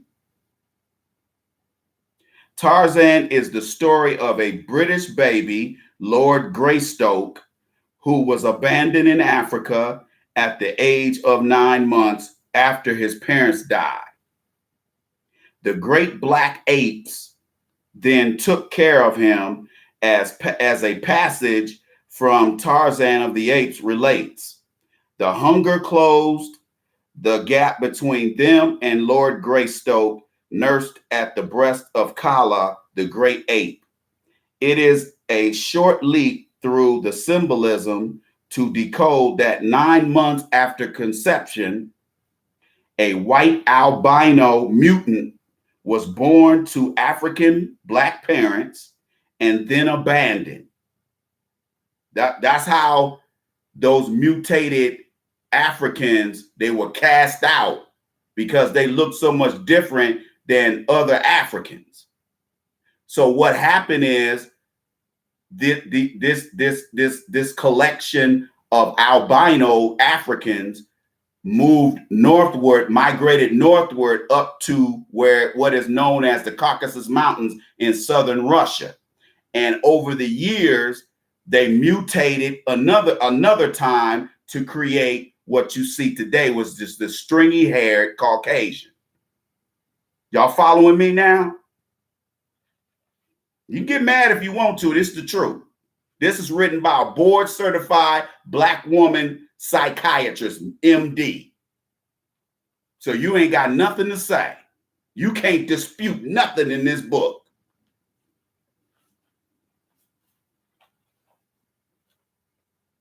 The child, in its anger and alienation, later returns to the scene of its rejection to dominate the Africans and all other non-white peoples. Listen, Burroughs stated that the name Tarzan meant white skin in the language of the apes. In the 1929 copyrighted Tarzan at the Earth's Core, Burroughs explains in more detail. The sun, I ain't gonna read all that. Just as Burroughs reveals this deep preoccupation of the white collective in Tarzan, we still find the white collective neurotically concerned with their white skin nakedness. Y'all, if you really pay attention to Caucasians, they are ashamed of their pale, colorless skin. Listen and pay attention. Instead of living your life and just walking around here oblivious, you better start listening. Again, hopefully you won't get caught slipping. Developing sun tanning parlors so as to produce a permanent state of brown skin coloration. For example, Newsweek printed an article in December 1979 entitled 90-Second Suntans, in which one sun lamp devotee, when reminded of the hazards of suntanning, stated, "If tanning is going to kill me, at least I'll be a good-looking corpse." Are you that? What did I tell you? Caucasians will kill themselves in order to look as good as you do. And here you are walking around here letting these people hurt your feelings when they call you nigger. We ain't the niggers. They are. I ain't gonna read all that. That's neither here nor there. But I wanted to read that part about Tarzan because I wanted you to understand the way these people think. And no, I haven't finished this book. I'm on page, what am I on? Page 31. So yeah, I got a ways to go. But I've only read 31 pages. Look how deep that stuff is. See, when you get that kind of intelligence up here, you work this muscle up here on learning about these people. Because see, they know everything about you. They know your history. That's why they're scared of you. That's why they got to control you, because they know what you're capable of. Almost every war that has been fought was won with black men helping. We helped Mexico get their independence. Okay? Castro sent black Cuban soldiers over to Africa to help get them Europeans out of Africa. See, that's why one of the reasons why they hated Castro. But you know what? Castro went out of here on his own terms, didn't he? He died of natural causes. Let me tell you something. The CIA's been trying to get Castro for years and couldn't get him. Okay? Castro had what they don't tell you is Castro was real cool with a lot of black leaders over there in them African countries. He helped a lot of them get them Europeans out their country. That's one of the reasons they hate Cuba. It ain't because they're communists. If Cuba decided they didn't want to be communist tomorrow, they still be holding embargoes against them. They still would bar people from going to Cuba. So it ain't got nothing to do with communism. It's the fact that Castro was straight up gangster with his, and he was cool with black folks around the world. You digs?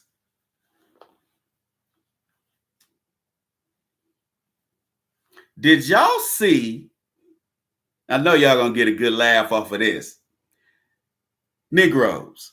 I was looking at CNN earlier today, and you know that Koch brothers plant, that chicken processing plant down there in Mississippi. All them illegal immigrants that got picked up that day, they fired all of them, but 20. Did y'all hear about that? And they all out there, poor Dios,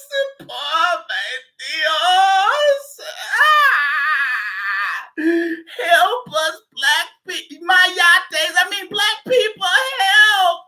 We in this together. No, we ain't in this together, homie. Remember, we Mayates, remember? We Mayates, we niggers, remember that? Y'all can't wait to come over across the Rio Grande and come over here and start calling us Mayates and niggers. So we be some niggers, and you hold your own nuts, nigga. Hold your own nuts. Us black squirrels, we gonna hold our own nuts.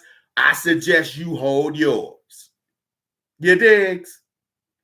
Hold your own nuts. You digs? You want to call us all kind of names? You want to sit up there and call us Mayates and niggers? Hold your own nuts. Let me tell you something. They thought Trump was playing. See, they ain't got to come to ICE ain't got to come to your house to get your ass. You gotta go to the grocery store sometime. You gotta go to the job. Because some of the people were trying to call in sick, thinking they were slick. They thought they were slick. But some of them, they said they couldn't afford to stay home like that because they ain't getting paid no benefits at that chicken plant. Can you believe this? See, that's why people like the Koch brothers and Trump and these rich Caucasian men, see, they go and they exploit people. Their businesses, all they do is exploit people. Trump will have somebody help build his hotels or build his office buildings, and he'll haul off and not even pay him. He won't even pay him. Okay?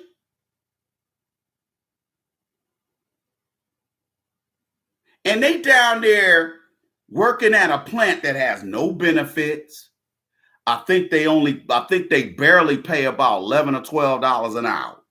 That ain't enough to make it. People think $15 an hour is a lot of money. $15 an hour ain't no money.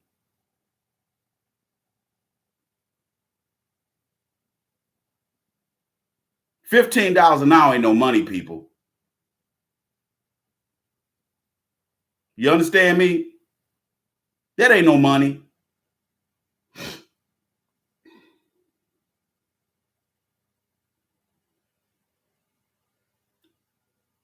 Let me say something to y'all, man. These people have no benefits. They don't get paid nothing. They don't even get sick days. So after a day of that shit, ICE just said, okay, we're going to lay back in the cut. And 48 hours later, all them people had to come to work and they got with their asses. And I'm clowning. Okay? Now, you can feel a certain type of way about these immigrants because you don't know any better. But if you work with these people like I have over the years when I was younger and heard all the racist shit that comes out their mouth and how much hate and vigor they have for black people, you wouldn't be sitting your ass there right now talking about, man, that's messed up what they doing to them immigrants. You wouldn't be saying that if you knew them people like I do. See, I know them. I know how racist and sorry they are. And let me say this to you. The number one reason, you will never hear this anywhere else. The number one reason why Trump is closing that border is because AI, artificial intelligence, is getting ready to start running a lot of the computer operations around the country, from retail to fast food restaurants to manufacturing to logistics. If you go up in Amazon's warehouses, they got robots in there pushing them crates of product to where they need to go. People are not, you don't have that many people running around there on forklifts. They got computers doing that. They already got AI technology running that warehouse, which is why they don't pay shit. Amazon is the new Walmart when it comes to low wages.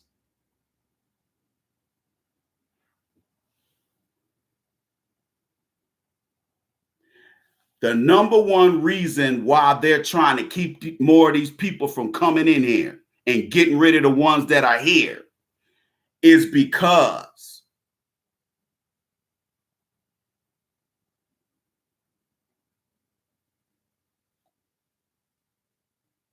technology. Yeah, they got AI grocery stores already. They got already testing grocery stores that have nobody in them other than one person making sure that the operations are working. They already have that around the country. They have fast food restaurants where a robot put in China. They already got this technology where the arm puts the patty on the grill. It flips it. It does everything your arm does.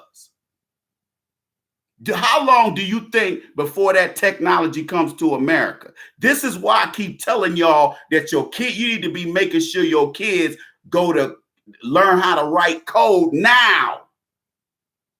Instead of sitting up here sending your kids to college to get all kind of debt and end up with a job that don't pay nothing. What you need to do, if you're going to send your kids to college, make sure they're STEM only. If they're majoring in art history and sociology, all that other bullshit, you be like, son, we're gonna open a business for you. Fuck that college shit.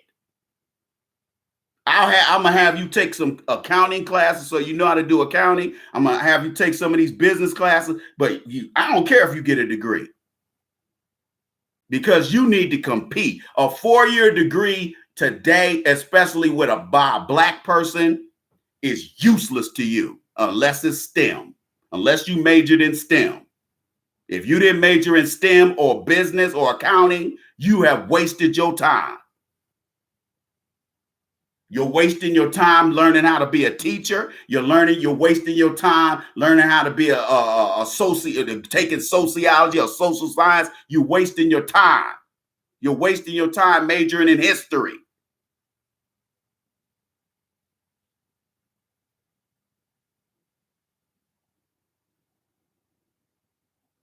In 3 to 5 years, 40 million people will lose their jobs. Do you know what's going to happen to Goober and Dudley and them?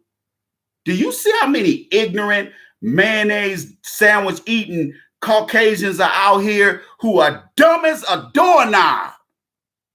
The only reason they even make a living is because of white supremacy and white privilege. What do you think is going to happen to these people? You know they're not going to blame nothing on Trump. They're not going to blame Mitch McConnell.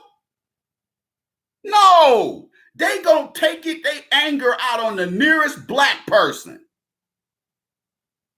Right now, they're taking it out on Sancho and Maria and Juan and them. But sooner or later, they're going to come around to us. That's why I say, if you stay ready, you ain't got to get ready. What do you think is going to happen? Remember, the way the job market works, white males, white females, Asians, then Hispanics, then blacks on the bottom.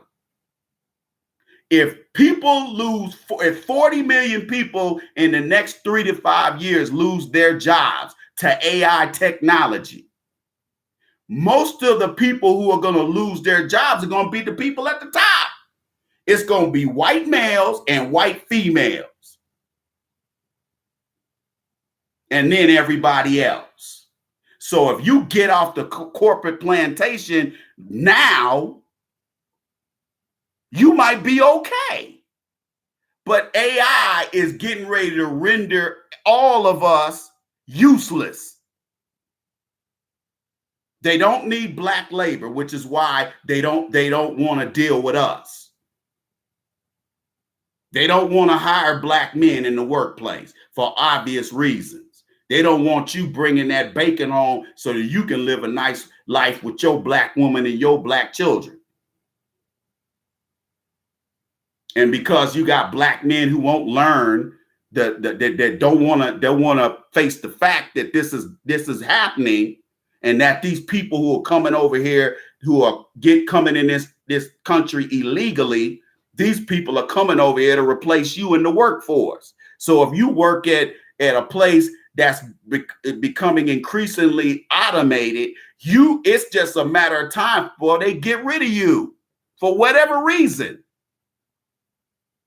Whether you get laid off or not, you still without a job. So why don't you listen and take heed, stack your chips now, pay off all your debt, start saving money, start investing money, and put money aside so possibly you can take the skills that you learned at that company or school or trade school, and you go start your own thing. Because I'm gonna tell you right now, the future is small business in America.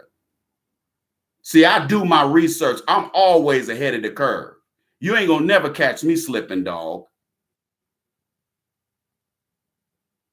All these fools walk around here think they're gonna have their job for 30 years. You're a fool.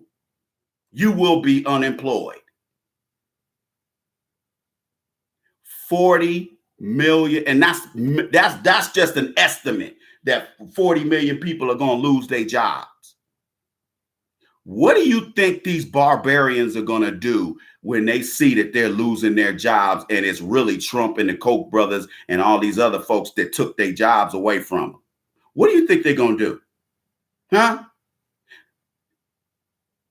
We saw a retooling of technology during that economic collapse in 2008. Okay. By the time we went back online in 2009 and 2010, millions of people lost their jobs, never to work again. Not in the capacity they were in before that recession. And now we're on the brink of another recession. And they trying to lie and say it ain't coming. When the economy keeps stalling the way it is, a recession is on its way. Because we have a non-collateralized economy. So all our economy is always subject to hiccups like a depression or a recession. You better listen to me. 40 million estimate. It could be more than that. So all these dumb white people you see around here that servers at Applebee's and, you know, all these garbage restaurants out here. I don't even eat at Applebee's anymore because, you know, I can eat microwavable food at home. I'm not going to sit up here and pay $15 for Gordon's fish. I can get Gordon's fish. I can get some Gordon's fish. I can get some Gordon fish from Walmart for way less than that $15 shit. So a lot of these restaurants are going to start closing because they serve lousy food. Black folks don't eat at Applebee's. The only people that eat at Applebee's is white folks because they taste buds are different than yours because they have no melanin. So they'll eat garbage and still say it's good.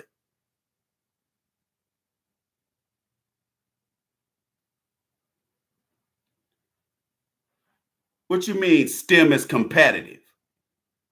Dude, you got to compete. Dude, you got to compete to get to the urinal before somebody else does. What you talking about? Just bum nigga talk.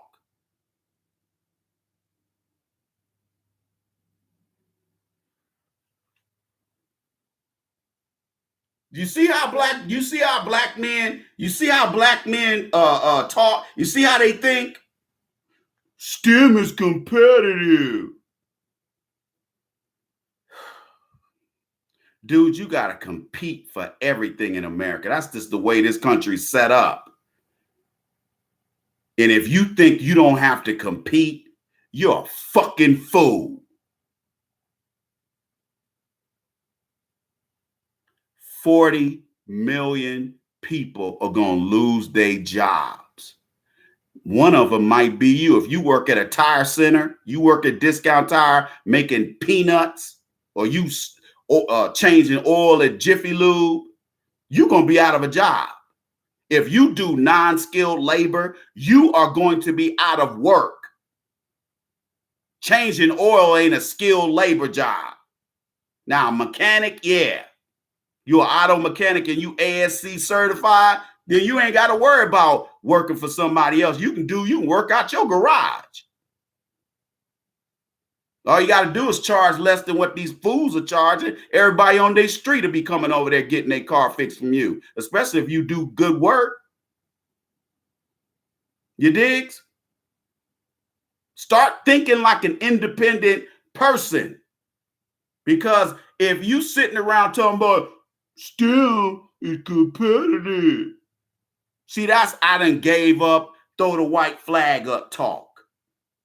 See, a lot of black men, a lot of y'all don't want to compete because you're cowards. You don't want to compete because you're lazy. And because a lot of you guys come out these single female headed households, you ain't got no drive like a real man's supposed to have.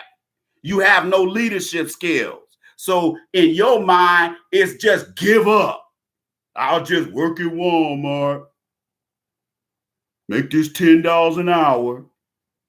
Working 30 hours a week. Getting paid like your 19-year-old son that works at Foot Locker. You make the same amount of money he does. I see old black women and old black men working at Walmart. And as soon as they see me with my Air Force retired hat on, here they go hating. Here they go, especially the black men. What you retire as? I'm like, nigga, it ain't none of your business what I retired as. Why are you 60, 65 years old working in Walmart, nigga? That's what I want to know. This is a job some college student's supposed to have, and you got your black ass up here taking up space. You up here working a job that my 20-year-old son should have.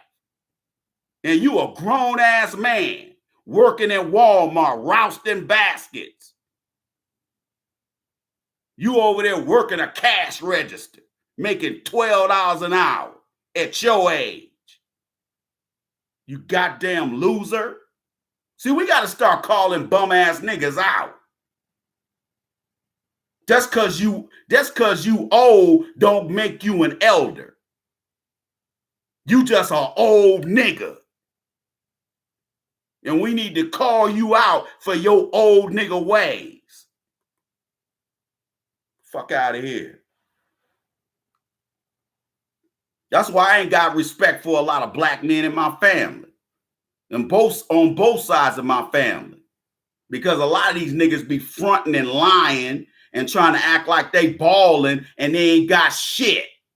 No retirement, no medical, nothing.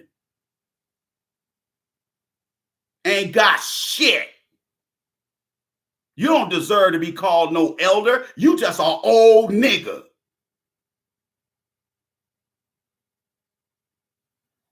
If you haven't donated yet, please do so now. Let's get it cracking. You digs? Let's get it cracking. Let's get it cracking, y'all. Hey, if you want to donate 99 cents, that's fine. Do it on the Cash App, though. That way no fees will come out. Everybody got something. So if everybody right now donates $1 through Cash App, make your presence known. Let's get it cracking, y'all. Okay? Let's do that right now.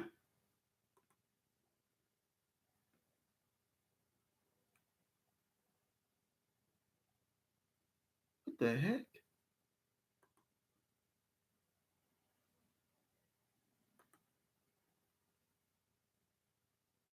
Oh, okay. I was about to say, like, what's going on here? Don't tell me this thing is freezing now.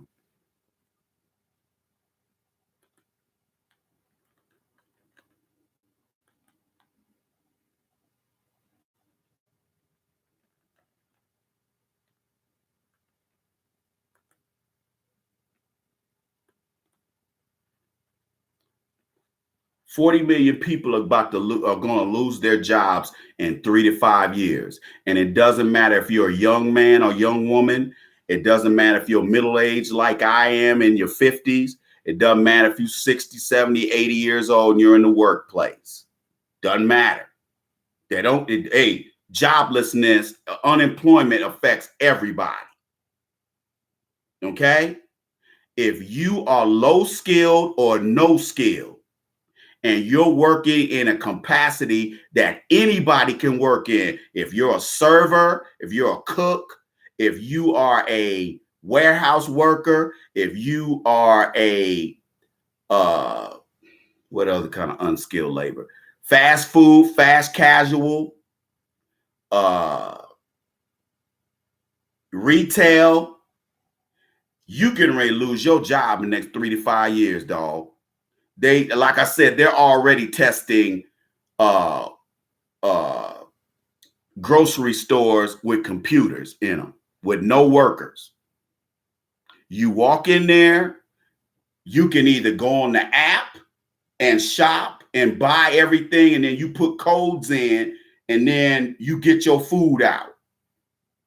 They'll have it, or from what I was seeing on CNBC, they got these groceries. Amazon is got a concept store right now where you shop. If you Amazon Prime, you can buy everything on Amazon and then go to the store and they'll have your stuff. They'll tell you on the app when your orders are ready, when your bag of groceries is gonna be ready. You see, at Little Caesars, they already have those little bays where you can order online, order your nasty ass cancerous, your carcinogen filled pizza. Man, little Caesars for them illegal immigrants, man. If you a black person, you eat at Little Caesars, you just a po ass nigga. Okay, the only people that eat that nasty shit is Mexicans. Okay, don't know niggas eat that shit. Fuck you doing eating Little Caesars, nigga? They already got that at Little Caesars, where you can order online and go and put that code in that little safe thing and pull your pizza out. You ain't even got to deal with the cashier. Ladies and gentlemen, this technology is already here. Why you think they keep pushing AI? Every time you turn around, AI, AI, AI. China is already damn near almost all 100% automated. Their auto plants have nothing but they'll have one person standing there and the computer does all the work. It puts the car together. When an electric car needs a battery, they got all these battery changing sites. You pull your car up on this little mounted thing. You got to be outside the car though. It lifts the car up. A robot comes from under the ground, pulls that lithium battery out, turns around, picks up the new battery, puts it back in there, and in 5 minutes you back on the street. That's coming here, ladies and gentlemen. Whatever's going on in China is gonna come here. Okay? So I'm telling you, I'm urging you, strongly urging all of you. It ain't too late for you to get skills. The internet is a big place. You can learn how to work on a car on the internet. You can learn how to do accounting on the internet. You can learn how to code on the internet. I was doing a little coding about 3 years ago when I had a little bit of time. I was on YouTube. I was on YouTube and I was looking at this tutorial where this Indian dude was teaching people how to code. And I was doing what he was doing, his little lesson that he was doing. And I was like, oh man, this is easier than I thought. You ain't got to know how to do calculus. All the stuff that you see these white supremacists doing, they just do that so they can keep excluding people. Because if you don't, they'll say, oh, well, you got to know how to do calculus to do this. Well, if you a black person and you went through a shitty K through 12 public school system like I did, how good are you going to be at calculus? Huh? All they do is add layers of bullshit so they can exclude people. So that's why in their schools, in their affluent neighborhoods, they're teaching that stuff. While your kid goes to the school in the inner city and all they learning how to do is fight and learn how to talk about people's mamas. They ain't learning nothing. I didn't learn shit in school. When I got to college my freshman year at a major Division I school, man, I was out of it. I didn't know what I was doing.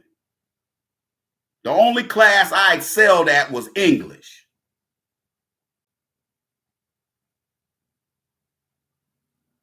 I was horrible at math. But when I got my MBA, I had no choice but to have to learn how to do business calculus, which is a little different from the algebraic type algebra. It's still algebra and it's still calculus, but it's business oriented. It's more of modeling. That shit's still hard as hell, but I did what I had to do to pass that class. And I can tell you right now, I don't remember half the stuff I did, but I passed that damn class.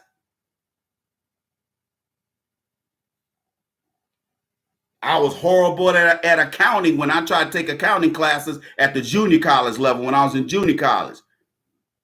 When I got to that university and I was trying to get a master's in business administration, I had to learn how to do accounting. And I had to take prerequisite accounting classes because I didn't have a business degree like some of them guys did. Understand me? But I was determined. I was determined to win.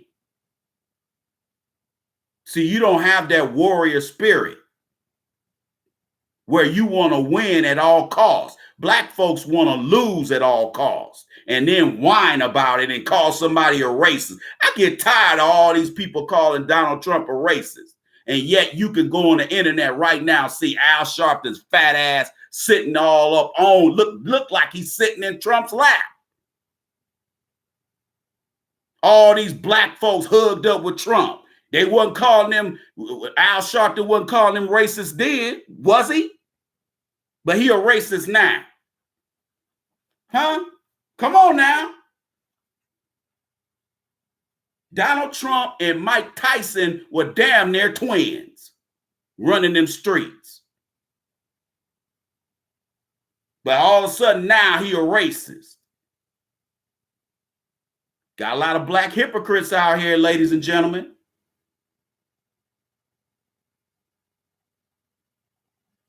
Y'all better heed this warning.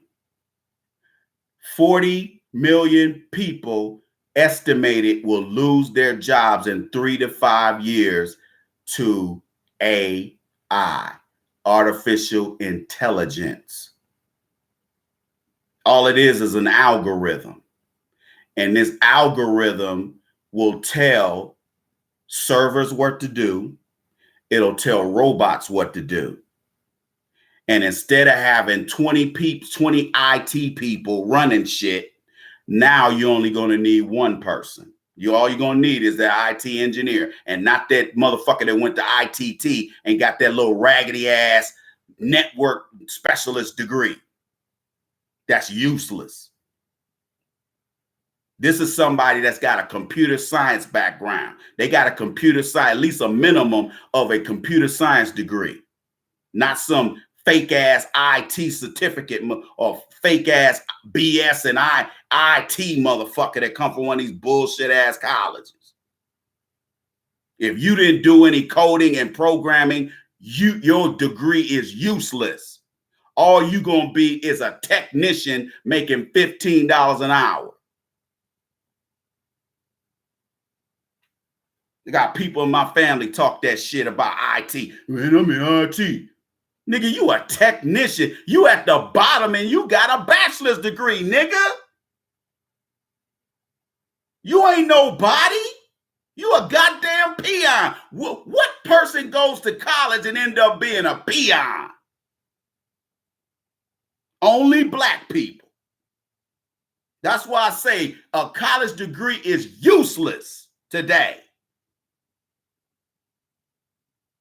With the exception of accounting degrees,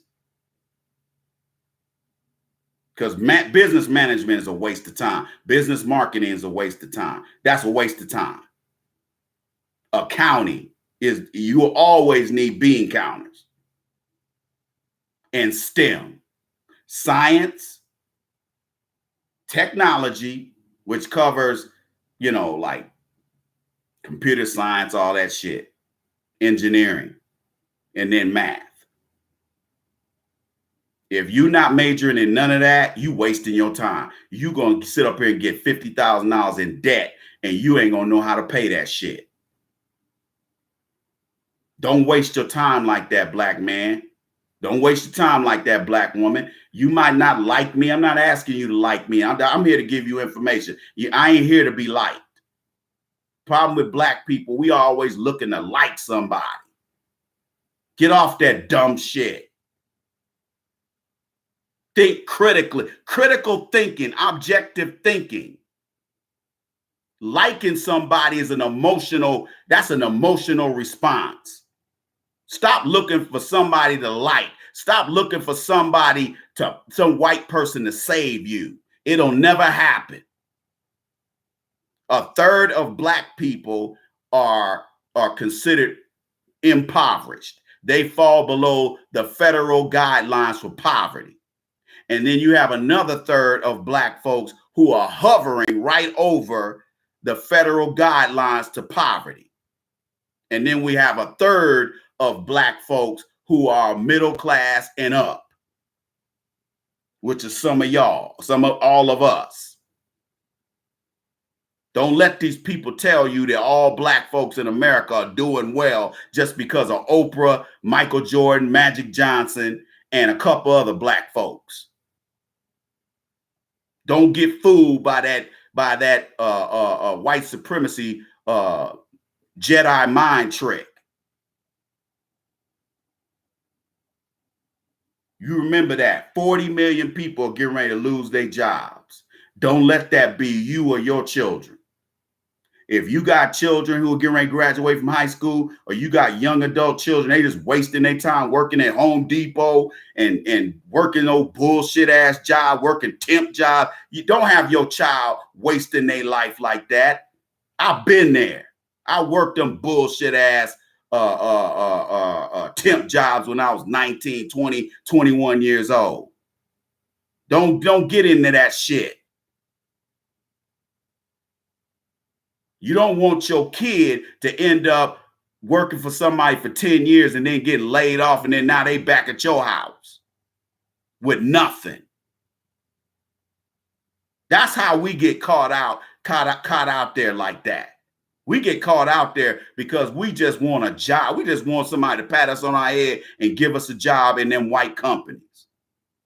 And a lot of y'all, you get in them companies and you're wasting all your money. You're blowing all your money buying houses you can't afford. You're out there buying cars you can't afford, running up all them credit cards and not saving any money. And then when you lose your job, you and your wife end up 40 years old living with your mama. You lose your house. You lose all them new cars. You ain't got shit. And those of you who live in these major cities around the country, especially on the coasts, you're going to be the first to lose your job. If you live in the tri-state area like New Jersey, PA, and New York, you're going to be the first to lose your job. If you live down there in Atlanta, Miami, Houston, all these cities that are technologically advanced, you're going to lose your job sooner or later. Don't let that be you. Start stacking your chips now. Save your money. Pay off your credit card. You only need one credit card. Credit cards are for emergencies. If you take out your credit card to pay for anything other than an emergency, you ain't making enough money, dog. Because some people will be like, I can't use my debit card. I'm like, why not? Well, you know, I ain't got enough cash in there. And plus, I got to pay my rent. I'm like, you ain't making enough money. You're not making enough money. Because credit cards are not designed for usage like that. They are for emergencies. If you driving down the street and your engine go out, you got a $20,000 Visa card, a platinum Visa card sitting in your dresser drawer. All you got to do, well, if you probably already got it in your pocketbook or in your wallet, you can go to the dealership and get another. If you ain't got no warranty, you can take that. You can have your car towed. Better have AAA or something else equivalent to that. Some of y'all sisters riding around here with new cars or with weather beaters and new cars, and you ain't got AAA. I see y'all ladies out there with your 4-inch heels and your office attire, and you sitting out there, and that Dodge Avenger done ran as far as it's gonna go. Cause all you doing is putting gas in it, and you ain't checking none of your instruments. You ain't checking your instrument panel to see if you need any oil or anything. Now you done burnt your engine out. Well, all you gotta do is tow it to the dealer or whoever you deal with, and find out how much an engine costs.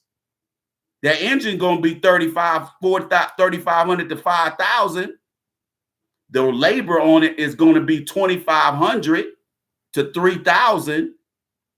So yeah, you just ate up $8,000, but your car running. You see what I'm saying? Yeah, you just charged $8,000 on that car, but your car running. Because if you didn't have it, you would be out of a job.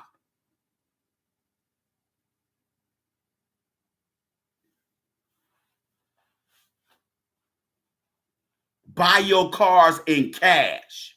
Save your money and buy and go in there and negotiate with the dealership, talk them down, and then pay what you should pay. And yeah, you just shelled out $30,000. You just wrote a check for 30 grand. But guess what? You ain't got to worry about no car note. Okay? You ain't worried. You ain't up at night worrying about how you gonna pay that $600. Because you got that car that's sitting in the driveway is yours. You got the title to it. Stop buying a car every 2 years. That's the dumbest thing you can do. All you doing is paying interest. And people like Warren Buffett, who has, $8 billion invested in Bank of America, you making him rich if you financed your car through Bank of America, which is the sorriest fucking bank ever.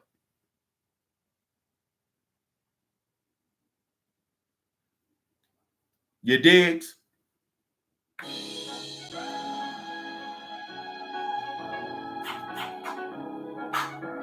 You just been down with the Iceman. Another episode of the Iceman Show podcast in the books. Follow me on Twitter at the Iceman Show. Follow me on Instagram at the Iceman Show. Yeah, digs. That way you know what's cracking 24/7, 365 with the Iceman. Can you dig it, y'all? Hope y'all enjoyed the broadcast. Hope you were educated. Go to asktheiceman.com if you need life coaching. If you need a business plan for your new business. You need a proposal written for yourself, personal. If you're trying to get a grant, I do all that. Okay, put me to work. So go to asktheiceman.com and look around. Go to About the Iceman page. Look around, see what's cracking, so you know what's going on. You digs? Yes, y'all. Can you dig it? Be on the lookout for the next episode of the Iceman Show podcast. Meet me there. Don't meet me there. Beat me there. You digs? Holla at your boy.